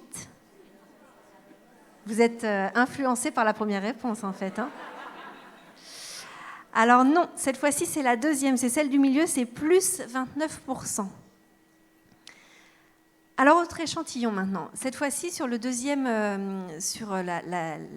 partie de ce questionnaire, on s'est intéressé non pas à la féminisation du COMEX, mais à la féminisation de l'encadrement. Avec là encore 2 échantillons. Le premier échantillon qu'on va appeler les bons élèves, où là on retrouve les 10 entreprises du CAC 40 qui ont l'encadrement le plus féminisé, donc c'est en moyenne 53% de femmes cadres.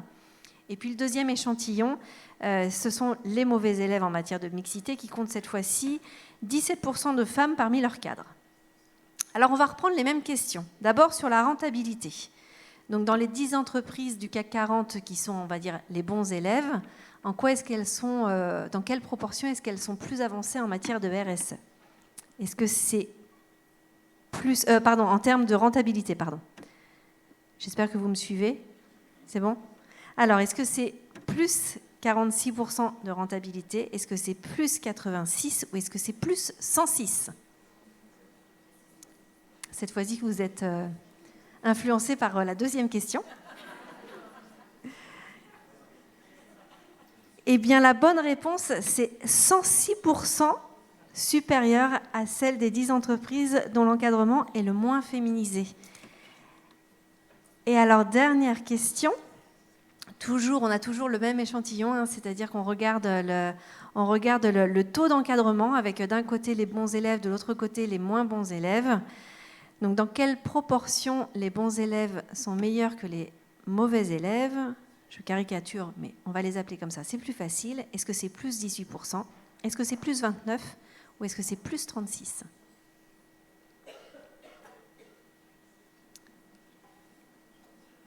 Eh bien, je vous donne la bonne réponse, c'est plus 30%. Elles sont en moyenne plus avancées, de plus 29%, que les entreprises dont le taux d'encadrement est inférieur. Alors, ces statistiques, ces chiffres, est-ce qu'ils vous surprennent? Qu'est-ce que vous avez envie de dire? Est-ce qu'ils vous surprennent, ces chiffres, en matière de rentabilité d'abord? Peut-être je peux commencer. Alors, c'est pas complètement une surprise parce que ça fait quelques années que des études témoignent de cela. Moi, je crois que ce soit sur la performance économique, sur la RSE, c'est plus récent, mais pour moi, c'est vraiment la mixité et la richesse que l'on crée avec nos différences. Enfin, je suis désolée, c'est banal de le dire, mais quand on voit les débats que nous avons dans un comité de direction, avec des angles de vue tellement différents, c'est ça qui fait la richesse. Moi, j'étais dans des comités de direction longtemps seule femme. Au début, il faut prendre sa place. Mais quand je suis partie, des collègues hommes m'ont dit, mais... tu nous manques, hein. C'est vraiment tellement différent. On n'a pas les mêmes, on n'aborde pas les choses de la même façon, on se challenge pas pareil. Et puis, sans stéréotype non plus, mais les femmes souvent sont quand même cash, quoi. On dit les choses. Alors des fois, on les dit pas bien, pas au bon moment, mais voilà. Et donc ça, je pense que ça apporte vraiment de la richesse. Il y a un deuxième point auquel je pense aussi. Je citais tout à l'heure en aparté une anecdote.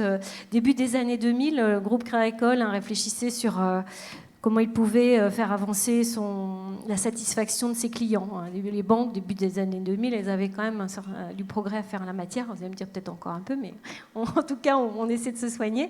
Et Michel Serres, vous connaissez Michel Serres, était en observateur d'un congrès national et avait été intervenu en disant non mais cherchez pas plus, si vous voulez améliorer la satisfaction de la relation avec vos clients, mettez des femmes dans votre encadrement. Alors c'était un peu choc, mais à l'époque on n'en avait pas beaucoup. Aujourd'hui on doit être à 20%, 24 dirigeants, donc il y a encore du progrès. Mais c'est parce que vous y mettrez de l'intelligence différente, plus d'émotionnel, plus de relationnel. Encore une fois, c'est pas tout blanc, tout noir, mais c'est cette richesse de la mixité qui, pour moi, génère cette performance globale, qu'elle soit sociétale ou économique. Isabelle, Laurence, vous rejoignez Marie-Agnès? Ah oui, moi je partage pleinement. Je pense que quand on est similaire, on prend les mêmes décisions. C'est-à-dire quand on a des COMEX ou des équipes de direction qui sont faites de clones, ils ne peuvent que décider ensemble des choses qui les arrangent et qui sont les mêmes. Donc il n'y a pas de contradiction. Et on a, je pense, vraiment besoin de cette diversité.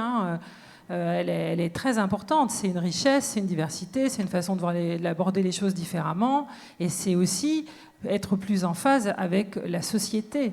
Et moi, je considère que c'est vraiment très important que dans l'entreprise, on soit en capacité de représenter la société dans toutes ses diversités. Et aujourd'hui, les diversités, ça n'est pas que les femmes.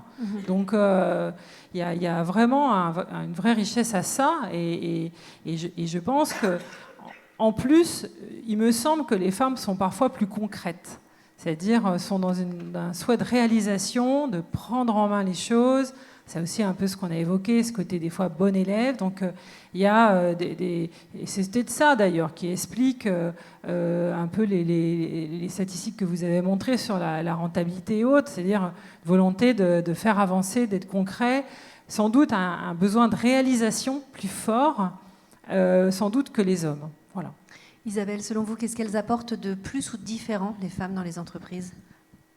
Je suis assez d'accord. J'ai toujours un peu peur avec les stéréotypes de genre. Néanmoins, on observe assez régulièrement peut-être une plus forte capacité à imaginer tout de suite l'exécution, à être dans un truc pragma, à être un peu dépollué des questions d'ego quand même. Un chouï quand même. Et je trouve qu'elles apportent ça. Et en général, elle voit assez vite ce qui peut faire basculer dans le bon côté ou pas le bon côté. Un truc tout bête, ouais, on organise le machin, tel jour, telle heure, telle date. Il y en a bien une autour de la table qui dit vous êtes sympa les mecs, c'est les vacances scolaires, il n'y aura personne. Et je suis navrée, c'est souvent une femme qui dit ça. Donc pour moi, quelque chose de beaucoup plus pragmatique, peut-être parce que nombreuses sont-elles à être un peu Mary Poppins, quoi, à avoir beaucoup de choses à faire. Mais cet œil assez acéré sur est-ce que cette bonne idée, c'est une bonne idée ou c'est une fausse bonne idée parce qu'on ne saura jamais l'exécuter, eh bien, je trouve que les femmes apportent ça. Et puis, en fait, après, c'est la mixité qui apporte des choses, c'est la confrontation d'idées, la confrontation de points de vue, la conflictualité, pas le conflit, mais la conflictualité. Ça crée, c'est créateur d'énergie, c'est créateur d'idées, c'est créateur de choses positives. Et quand vous avez... Moi, j'ai passé 15 ans chez Thales, alors j'étais la seule femme, la plus jeune et la moins diplômée. Hein. Comme ça, c'était vachement bien. Mais si vous avez 10 bons hommes autour de la table qui sont juste tous d'accord entre eux parce qu'ils regardent par la même fenêtre, bon, bah super. Hein, donc, c'est ça que ça apporte. Alors, puisqu'on sait maintenant, preuve ou chiffre à l'appui, que la mixité accélère la transformation et même la performance des entreprises, on a tout intérêt à mettre le booster là-dessus, à accélérer. Alors maintenant, la question, c'est comment est-ce qu'on accélère ? Et alors, la première thématique que je voudrais aborder avec vous, c'est une thématique qu'on a déjà abordée, c'est celle de l'authenticité. Comment est-ce qu'on fait pour faire en sorte que les collaborateurs restent authentiques, que les collaboratrices restent authentiques, alignées avec leurs valeurs et avec le côté cash qu'elles peuvent avoir, avec leurs idées et qu'elles s'expriment. Comment ça se passe, par exemple, au sein du groupe ERAM ? Au sein du groupe ERAM, c'est un petit peu compliqué pour moi d'en parler parce que je pense qu'on n'est pas dans une situation complètement courante, quoi. On a un management super bienveillant. Les messieurs sont extrêmement bien élevés. Le président est encore assez galant. On s'écoute. Honnêtement, j'ai pas toujours vécu ça comme ça. Après,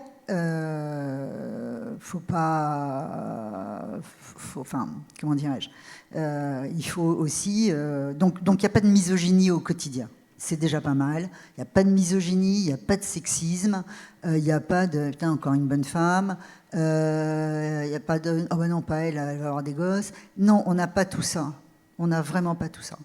Donc pour nous, le gros enjeu, c'est de donner confiance aux femmes en elles-mêmes et en leur capacité à faire, à dire, à vouloir, à exiger. OK ? À justement bypasser cette espèce de frein qu'on peut avoir, à ne pas oser demander. La deuxième chose à faire, et c'est ce que Juliette va s'atteler à faire aussi, c'est comprendre quelles sont les conditions que l'entreprise doit créer pour permettre à des femmes d'accepter des postes avec plus de responsabilités. Parce que bien souvent, c'est pas qu'elles sont pas capables, etc., c'est qu'elles disent « Niette, je n'en veux pas de ton truc, je tiens à mon équilibre de vie, etc., etc. » Non, non, j'en veux pas, non, laisse tomber. Donc ça veut dire qu'il faut créer les conditions autour de ça, et c'est ce qu'on s'emploie à faire. Et puis, si on recrute des femmes, c'est bien parce qu'on pense qu'elles ont quelque chose à apporter dans les organisations, et c'est certainement pas pour les transformer et les changer. Hein, pour nous, c'est extrêmement important. On recrute des personnes chez Groupe Eram.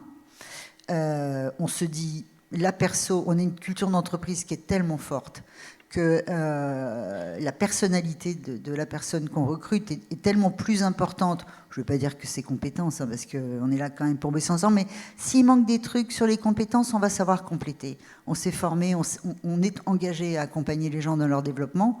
En revanche, on ne change pas le sens des rayures du zèbre, hein, c'est carrément clair. En revanche, on a des accords avec nos chasseurs de tête, hein, donc on a forcément des candidatures des deux genres, et à compétences égales, eh ben, on prend une fille. Alors ça peut paraître discriminant pour certains hommes, mais à compétences égales, on prend des femmes. Justement parce qu'on a un œil rivé sur notre index aussi. Hein. Et ça, c'est un des KPI, ce qu'on a mis dans nos accords bancaires, d'ailleurs. Donc, inutile de vous dire qu'on regarde ça. Donc, quelles sont les conditions que nous, entreprises, devons créer pour permettre aux femmes d'accepter, d'élargir leurs responsabilités sans renoncer à un bon équilibre de vie? Et alors en matière d'exemplarité, parce que vous êtes toutes les trois dans des entreprises qui sont avancées en matière de RSE, vous avez mis en place beaucoup de choses. Est-ce que, en tant que dirigeante, vous sentez la responsabilité justement d'être particulièrement exemplaire sur ces sujets de responsabilité? Laurence, peut-être? Oui, mais pas parce que je suis une femme, parce que je suis une dirigeante. Voilà, c'est le rôle de dirigeant, c'est le rôle des dirigeants aujourd'hui. Et c'est vrai qu'il faut concevoir des collectifs managériaux avec des hommes et des femmes. C'est vrai qu'il faut un peu plus, comme je le disais tout à l'heure, aider les femmes à accepter des postes et à en avoir envie, hein, comme tu le disais, avoir envie de les prendre.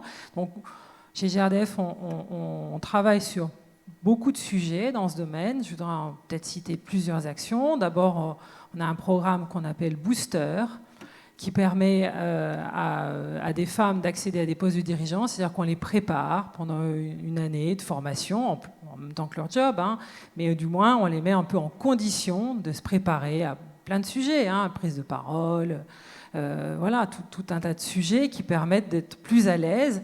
Et donc, du coup, on les prépare à la fois, je dirais, avec de la technique, mais aussi du mindset pour avoir envie de le faire. Et le jour où on a des postes, ben voilà, on dit, allez, maintenant, c'est ton tour, on compte sur toi et on y va. Donc ça, c'est le premier sujet. On a un grand sujet de féminisation de nos métiers techniques. Ça, c'est toutes les entreprises très techniques comme GRDF ont ces sujets-là parce que sur des niveaux d'ingénieurs, on trouve des femmes, même si évidemment on en trouve à hauteur de ce qu'on trouve dans les écoles d'ingénieurs, hein, 20 ou 25%.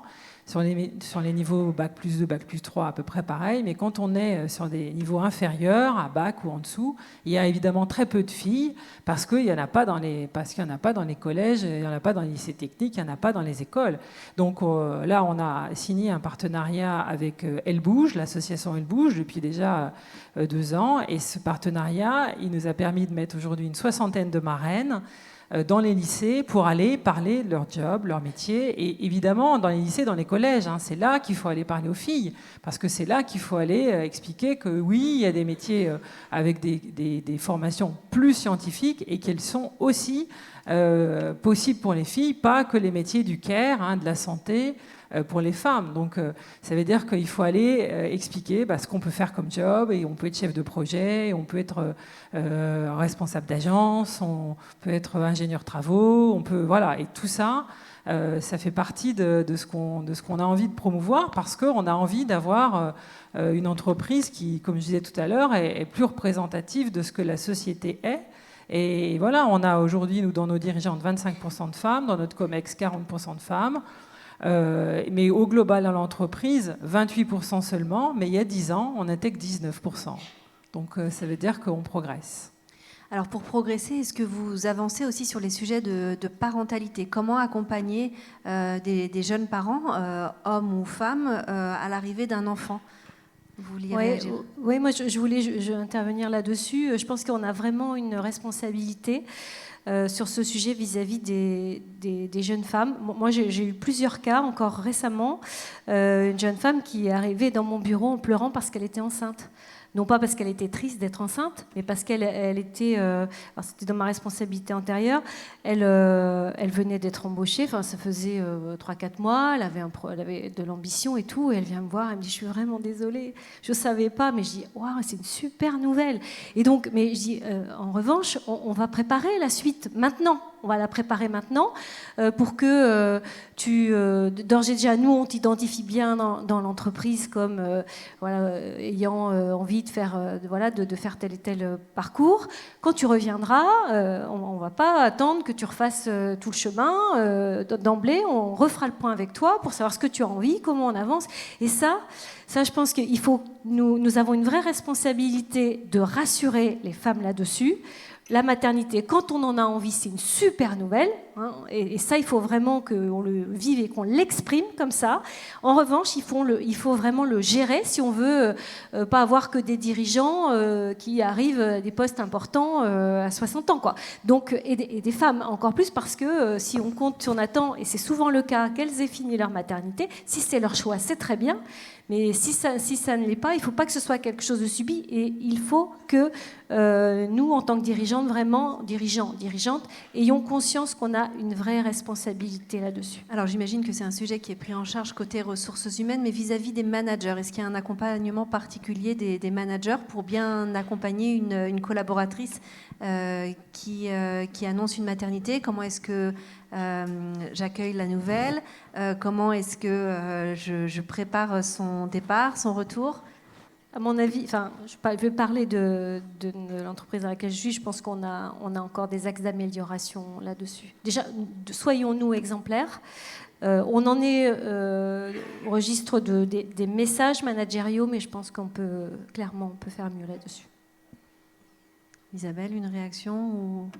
Pardon, Laurence, Isabelle. Ça fait partie des choses que beaucoup d'entreprises mettent en place et qu'il faut mettre en place. Hein. C'est la parentalité, mais c'est vrai pour les papas aussi. Hein. Il y a quelques temps, les jeunes pères ne prenaient pas tous le congé paternité parce que ça la foutait mal dans les boîtes. Hein. Donc là, de ce point de vue-là, ça a changé. Le congé pater, il est passé à 1 mois. Nous, chez Groupe ERAM, on le rémunère entièrement. Et on fait pas. C'est normal que les jeunes pères aillent un peu s'occuper des enfants qu'ils ont faits. Mais en effet, il y a ce regard porté. C'est toujours c'est un chantier d'organisation. Hein. Moi, une année, sur un service de 6 personnes, j'en ai eu 4 qui étaient enceintes. Alors, j'ai fait de l'humour graveleux en disant la prochaine fois, les filles, on fait un planning. Enfin, vous voyez. Parce que oui, c'est un vrai chantier c'est toujours une bonne nouvelle, une naissance, mais ça peut mal tomber. Alors la jeune future maman peut être mal elle-même. Si elle ne sent pas du côté de son management, t'inquiète, on va garder le magasin pendant que tu ne seras pas là et quand tu reviens, tout va bien. Je pense que c'est là notre principale obligation, mais c'est... Excusez-moi de faire ce parallèle, c'est comme quelqu'un qui a besoin de s'éloigner de l'entreprise un certain temps parce que la personne est malade, etc. Il y a cette gestion-là qui est absolument nécessaire dans les entreprises. Il y a des boîtes où je remonte à quelques années, fallait pas tomber enceinte, tu retrouvais pas ton poste, quoi, en gros. Donc là, je crois que les choses ont vraiment, vraiment, vraiment changé. C'est un plus pour moi, selon moi, je ne pense pas que, en tout cas dans l'environnement que je connais et ceux que j'ai connus précédemment, il y ait eu une crainte par rapport à ça. Alors parfois c'est pas hyper habile, ça peut être un peu maladroit, mais bon, ça va passer. Alors moi, je crois que les choses ont quand même beaucoup changé, et je crois que les femmes aussi doivent pas prendre cette posture de venir s'excuser d'être enceinte et de devoir partir. En tout cas, moi, je crois pouvoir témoigner qu'à chaque fois que je suis revenue de congé maternité, je n'ai jamais repris mon job comme je l'avais laissé. Et ça, j'ai le souvenir en stage de, je ne sais pas, 6 mois, j'étais allée en stage inter-entreprise, et je tombe avec une bande de pharmaciens qui me dit « Ah oui, toi, tu vas être en congé maternité ?» J'ai dit « Monsieur l'observateur, oui, c'est vrai. » Il m'a dit « Tu vas faire comme toutes nos pharmaciennes à l'usine, elles s'en vont, elles reviennent, elles reprennent le job, jamais comme elles sont parties, elles nous refont un truc, et nous, on est restés pendant ce temps-là, on ne voit jamais ce qu'on doit faire au retour. » Eh bien oui, c'est un moment où aussi on prend du recul, on revient, on est un petit peu plus organisé qu'avant, par la force des choses, et on a une capacité comme ça à faire différemment. Et donc, du coup, il ne faut pas se mettre dans une posture de... Voilà, et c'est aussi aux femmes, c'est la vie, hein. Et voilà, donc c'est la vie, c'est... Dans l'entreprise, on laisse la vie à l'extérieur, mais pas du tout. On travaille avec la vie. C'est très vrai. Alors j'ai un dernier sujet, ça vous aura sûrement pas échappé. Il y a une question que je ne vous ai pas posée. Pourtant, vous m'avez toutes les trois dit que c'était un sujet qui était crucial. C'est celui du salaire. Alors comment est-ce qu'on fait pour garantir ou pour accélérer en termes de parité, en termes d'équilibre des salaires? Qui veut prendre la parole? Moi, je veux bien parce que c'est quand même un truc qui relève de ma fonction souvent. Hein, et du binôme qu'on peut faire des RH, dirigeants, DG, présidents, etc. C'est en fait, et je reviens à un engagement politique. Qu'est-ce que tu veux faire de ton entreprise? Qu'est-ce que tu veux qu'on dise de toi? Enfin, au bout d'un moment, et quand on est à l'aise et aligné sur le fait qu'on veut être une entreprise reconnue pour ses performances responsables, accueillante, bienveillante, la question du salaire, il n'y a pas à tortiller, il faut y passer. Voilà. Donc il n'y a aucune raison qu'il persiste des écarts de salaire. Il en persiste. C'est la raison pour laquelle, quand il faut prendre un peu de temps partiel, on sacrifie au niveau du foyer. Hein, c'est une gestion comptable. Enfin, moi, je comprends. Hein, on sacrifie le plus petit salaire. C'est en général celui des femmes. Donc il y a une énorme partie du sujet qui doit être pris par le biais de l'égalité réelle. Hein, la loi, enfin, moi, ça va, elle n'a pas 15 jours. Donc on parle bien d'égalité réelle entre les femmes et les hommes. Et la question du salaire, elle doit plus se poser. Ou en tout cas, on ne rattrapera peut-être pas tout d'un coup, mais ça veut dire que dans les boîtes, les entreprises doivent s'y coller. Mais est-ce qu'on sait négocier? Est-ce qu'on sait le négocier, Alors, le salaire? je voulais m'adresser aux jeunes femmes. Non, vous ne savez pas demander. Non, vous ne voulez pas demander. Non, vous n'osez pas demander. Comme si l'argent, c'était sale et comme si votre travail n'avait pas de valeur. Votre travail, il a la même valeur que celui de votre copain, de votre mari, de votre Jules, enfin de qui vous voulez. Il a cette valeur-là. Je vous raconte juste une anecdote. Une jeune RRH vient me voir avec la tête un peu de travers. Je lui dis qu'est-ce qui se passe, qu'est-ce qui t'arrive? Elle me dit écoute, il se passe un truc, je comprends pas trop. Je suis en train de faire une proposition pour une jeune femme diplômée, machin, même poste, même job qu'un garçon qu'on a recruté il y a 6 mois. Ils ont fait la même école. Et son salaire, il y a au moins 12% d'écart. Ils ont le même âge. Est-ce que tu trouves ça normal? J'ai dit, je pense que toi non plus, tu ne trouves pas ça normal si tu viens me voir. Ouais, alors qu'est-ce qu'on fait? On laisse passer ou bien? Je lui dis, non, si tu viens me voir, c'est que tu n'as pas envie de laisser passer. Enfin, vas-y, c'est quoi le sujet? Je lui dis, non, la situation est parfaitement anormale, donc on appelle le manager. Elle me dit, mais je l'ai déjà appelé. Oui, que t'a-t-il dit? C'est ce qu'elle a demandé. Enfin, oui, qui fait la politique de l'entreprise là-dedans? Qui fait la politique de l'entreprise? Bon, bref, je vous la fais courte parce que sinon j'en ai pour 15 jours. On finit par directement à taper au niveau très très haut. Moi, je lui dis, si c'est ta fille, on fait comment? Oui, vu comme ça. Oui, vu comme ça. Bon, d'accord. Bon, donc qu'est-ce qu'il nous reste à faire? Il nous reste à appeler la jeune femme pour lui dire qu'on s'est trompé. Et on lui annonce un autre chiffre. Réponse de la jeune femme, je vous l'en donne en 1000. Mais vous êtes sûr? Voilà. Hein? Donc, mesdames, mesdemoiselles, il y a une très bonne formation à Audencia pour aller Faire du négo training? Bah ouais. Bah oui. Voilà, il ne s'agit pas de débouler tous les 4 matins en demandant tout, n'importe quoi, etc. Christine Lagarde, quand elle a pris Baker McKenzie, on lui a dit « Qu'est-ce que vous voulez comme package ?» Elle a dit bah, « Le même truc que mon prédécesseur. » Bah voilà. Bon, c'était la première fois qu'il y avait une femme qui dirigeait le plus grand cabinet d'avocats du monde. Nous méritons la même chose. La même chose. Donc si vous vous apercevez qu'il y a un écart entre... et qui ne se justifie pas, hein, parce qu'il y a des trucs qui se justifient, il y a des écarts qui se justifient, bah là, il faut demander. Hein. Et normalement, on ne doit pas vous refuser. Au Crédit Agricole Atlantique Vendée, mais je pense que dans la banque en général, les choses sont très normées. Donc, normalement, il n'y a pas d'écart. Bon, il y a des écarts avec les maternités. Voilà. Bon, donc ça, on a maintenant des dispositifs qui permettent de corriger. Donc, il faut quand même être vigilant parce que les dispositifs ne comblent pas toujours bien les choses. Donc, il faut savoir prendre ces décisions-là. Mais je pense qu'on a bien évolué là-dessus.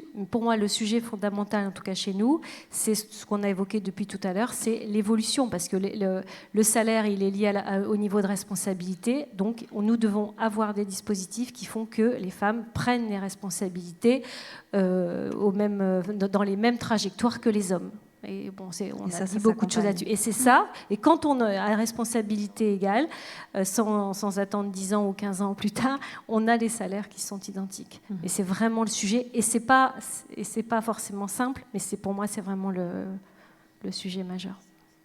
Laurence. Même chose, on a aussi des classifications de postes, et donc à homme ou femme, c'est salaire égal. Et parfois, quand les femmes ont pris plus tardivement que les hommes des postes, on dit « Ah oui, mais ça va faire une grosse progression. Hein. » Bah oui. Mais elle fait le job. Ah bah oui. Bah alors on va lui donner le salaire. Bah voilà. Merci beaucoup pour ces explications.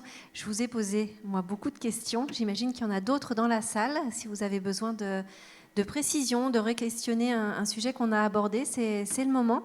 On a encore quelques minutes ensemble avant de se retrouver au cocktail. Je vois qu'il y a 2 questions par ici. On va vous apporter des micros.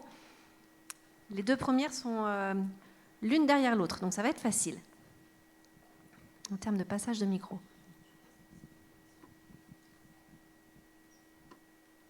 Bonsoir, merci mesdames. On évite un peu soigneusement l'éléphant dans la pièce depuis tout à l'heure. Je sais que on est à Audencia, il ne faudrait pas trop renverser le patriarcat tout de même. Mais est-ce que ce ne serait pas plutôt aux hommes de se former à un management plus responsable et à une gestion d'entreprise plus responsable, plutôt que de dire aux femmes de faire du développement personnel?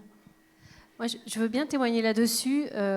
Les 2, mon capitaine, les 2 vraiment, parce que...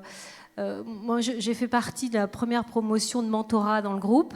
J'ai quand même pris conscience des freins que je m'étais mis moi-même, et donc j'avais vraiment du boulot. Mais en même temps, on a formé les hommes, les dirigeants, pour qu'ils prennent conscience et qu'ils changent leur regard. Et moi, je me souviens de mon directeur général de l'époque, il revient de cette séance de mentorat où on lui avait appris en quoi les femmes étaient différentes, et il dit « mais c'est quand même incroyable hein. ». Il dit, j'avais pas, c'était quelqu'un de bienveillant, enfin aucun sujet de misogynie, rien, mais il me dit, mais vraiment, je n'avais pas conscience, quand j'étais jury, quand j'observais, je n'avais pas conscience que cette différence n'était pas une faiblesse.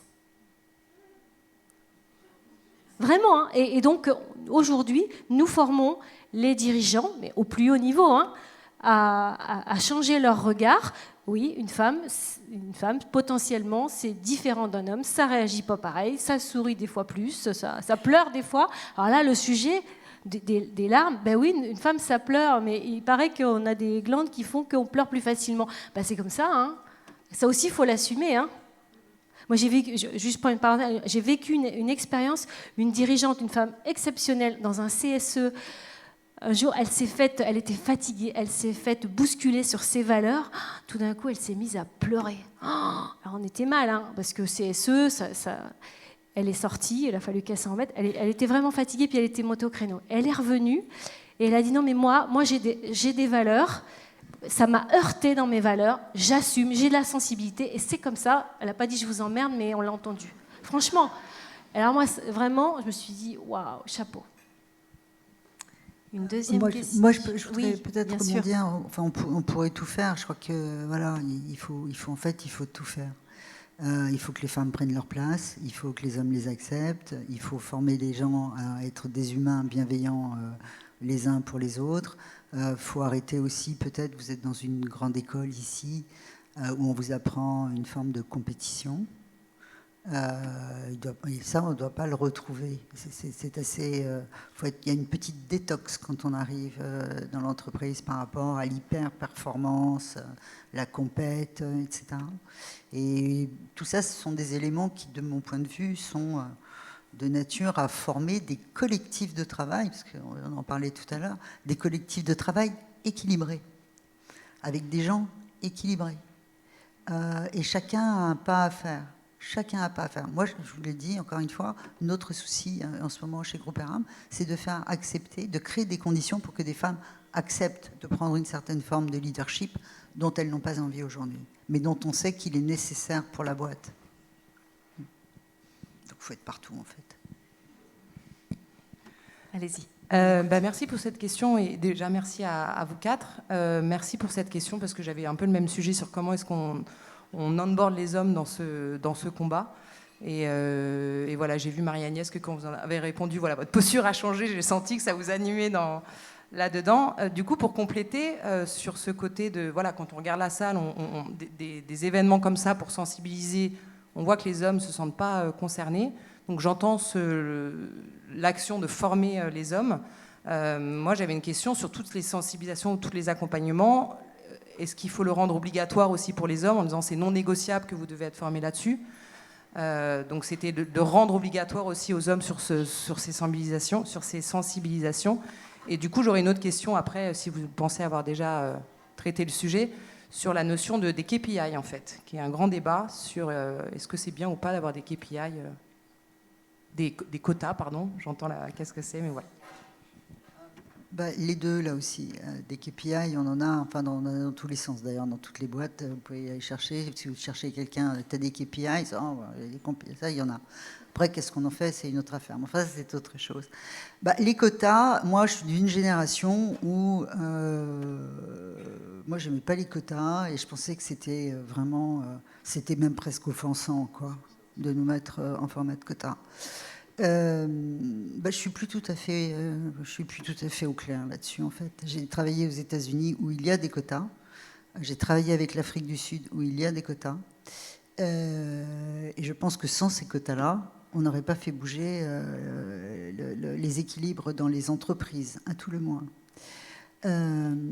Quelque part, le législateur a mis des quotas quand il a dit qu'il fallait X% de femmes dans les conseils d'administration, etc. Il a créé quelque chose quand même avec le fameux index d'égalité, sauf qu'il n'y a jamais de sanctions, donc ça sert aux entreprises qui ont envie de s'en servir.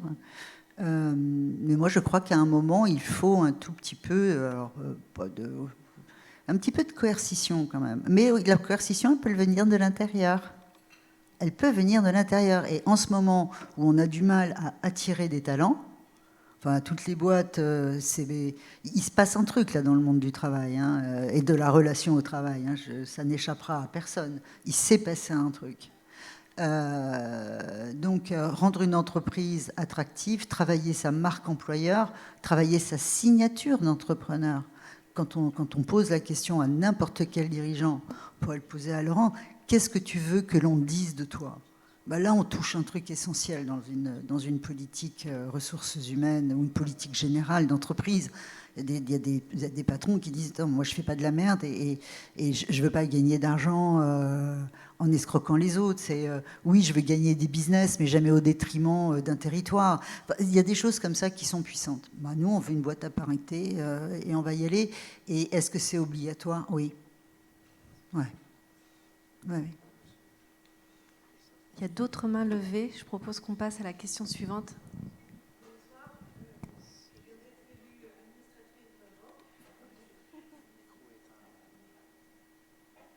On vous entendait ?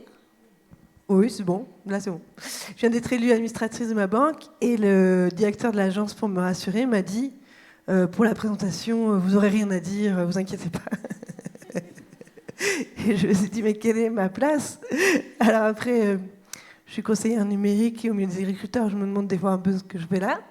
Mais j'aimerais avoir vos conseils pour comment éviter de faire le poisson rouge à toute une réunion, essayer de prendre la parole et trouver sa place, justement, comme on dit, sans se faire couper la parole, mais se faire entendre, tout simplement. Un truc concret, ça va. Moi, je vous dirais simplement, vous ne posez pas trop la question. Hein, vous êtes administratrice, étudiez vos dossiers, et quand vous avez un truc à dire, dites-le. C'est tout. Et pas se laisser couper la parole. J'avais entendu une étude là-dessus. Les femmes se font beaucoup plus couper la parole que les hommes. Beaucoup plus. Donc, il ne faut pas accepter de se faire couper la parole. Je n'ai pas terminé, si tu permets. Ça, c'est un sujet de training, justement. Dans à peu près toutes les formations au leadership au féminin, il y a un truc autour de « mais non, ne te laisse pas couper la parole ». C'est quand même fou, hein. Pour ça, et pas aller chercher le café. Ouais.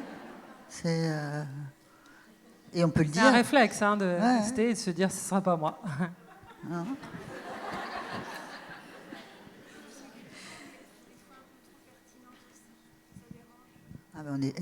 C'est une question philosophique. Parfois, on est trop pertinente.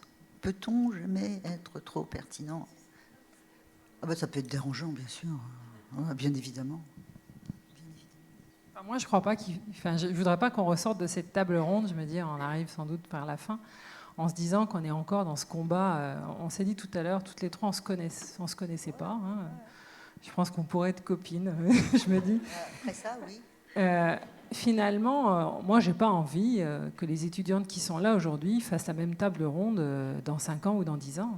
Hein. C'est pas du tout l'objectif. Hein. Je veux dire, nous, on a plus de 30 années d'expérience. D'abord, moi, j'ai vraiment pas du tout vécu mon expérience professionnelle de façon malheureuse. D'ailleurs, on l'a dit tout à l'heure, il faut savoir prendre les choses avec humour. Je pense que ça aide beaucoup, savoir prendre sa place. Et puis, vous êtes des étudiantes d'Audencia. Donc, imaginez, vous êtes des Bac+5 d'une école renommée, mais combien il y en a avant vous, en dessous de vous? Mais imaginez, vous n'avez rien à vous poser comme question. Hein. Juste prenez les places. Les entreprises ont besoin de talent. Elles ont besoin de gens qui ont envie d'être là, d'être authentiques, qui ont envie d'avancer, de faire avancer les entreprises dans une planète aussi chahutée, avec des enjeux RSE, des enjeux très importants face à nous. Et voilà, donc vous avez clairement votre place. Arrêtez de regarder où sont les garçons. Ils ne sont pas là ce soir. Hein. Voilà. Donc là, il y a de la place, vous pouvez y aller. Voilà. Moi, je peux te dire un truc quand même. Il y a un truc, quand on parle de RSE, etc., on parle le mot, particulièrement en anglais, le mot conscience revient souvent. Hein. On est toujours conscious quelque chose, collection conscious machin, matière conscious bidule, etc. Je crois que voilà, pour moi, c'est le truc important. Soyez conscient de vous-même, soyez conscient de vos capacités, soyez à l'écoute de vos envies. Si vous sentez que vous n'êtes pas à votre place, c'est qu'il y a un truc pas frais, soyez-en conscience de ça et travaillez le sujet. Vous partez, vous restez, vous adaptez le système, etc.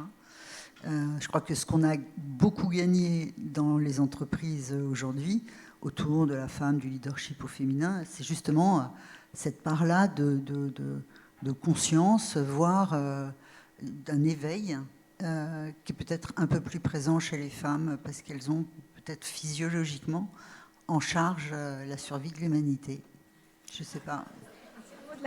Je crois que ça va être le mot de la fin. Non, mais on fait les bébés. On peut vous applaudir.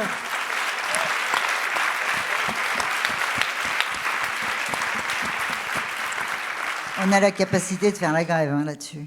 Eh bien, merci. On est très mal. Merci infiniment. Ce que je propose, c'est qu'on poursuive les échanges parce que je pense qu'il y a encore pas mal de questions dans les têtes des unes et des autres. Donc, on peut poursuivre les échanges autour d'un verre. C'est très convivial aussi. Donc, je vous propose qu'on se retrouve au cocktail qui suit. Merci à toutes et à tous. Merci beaucoup.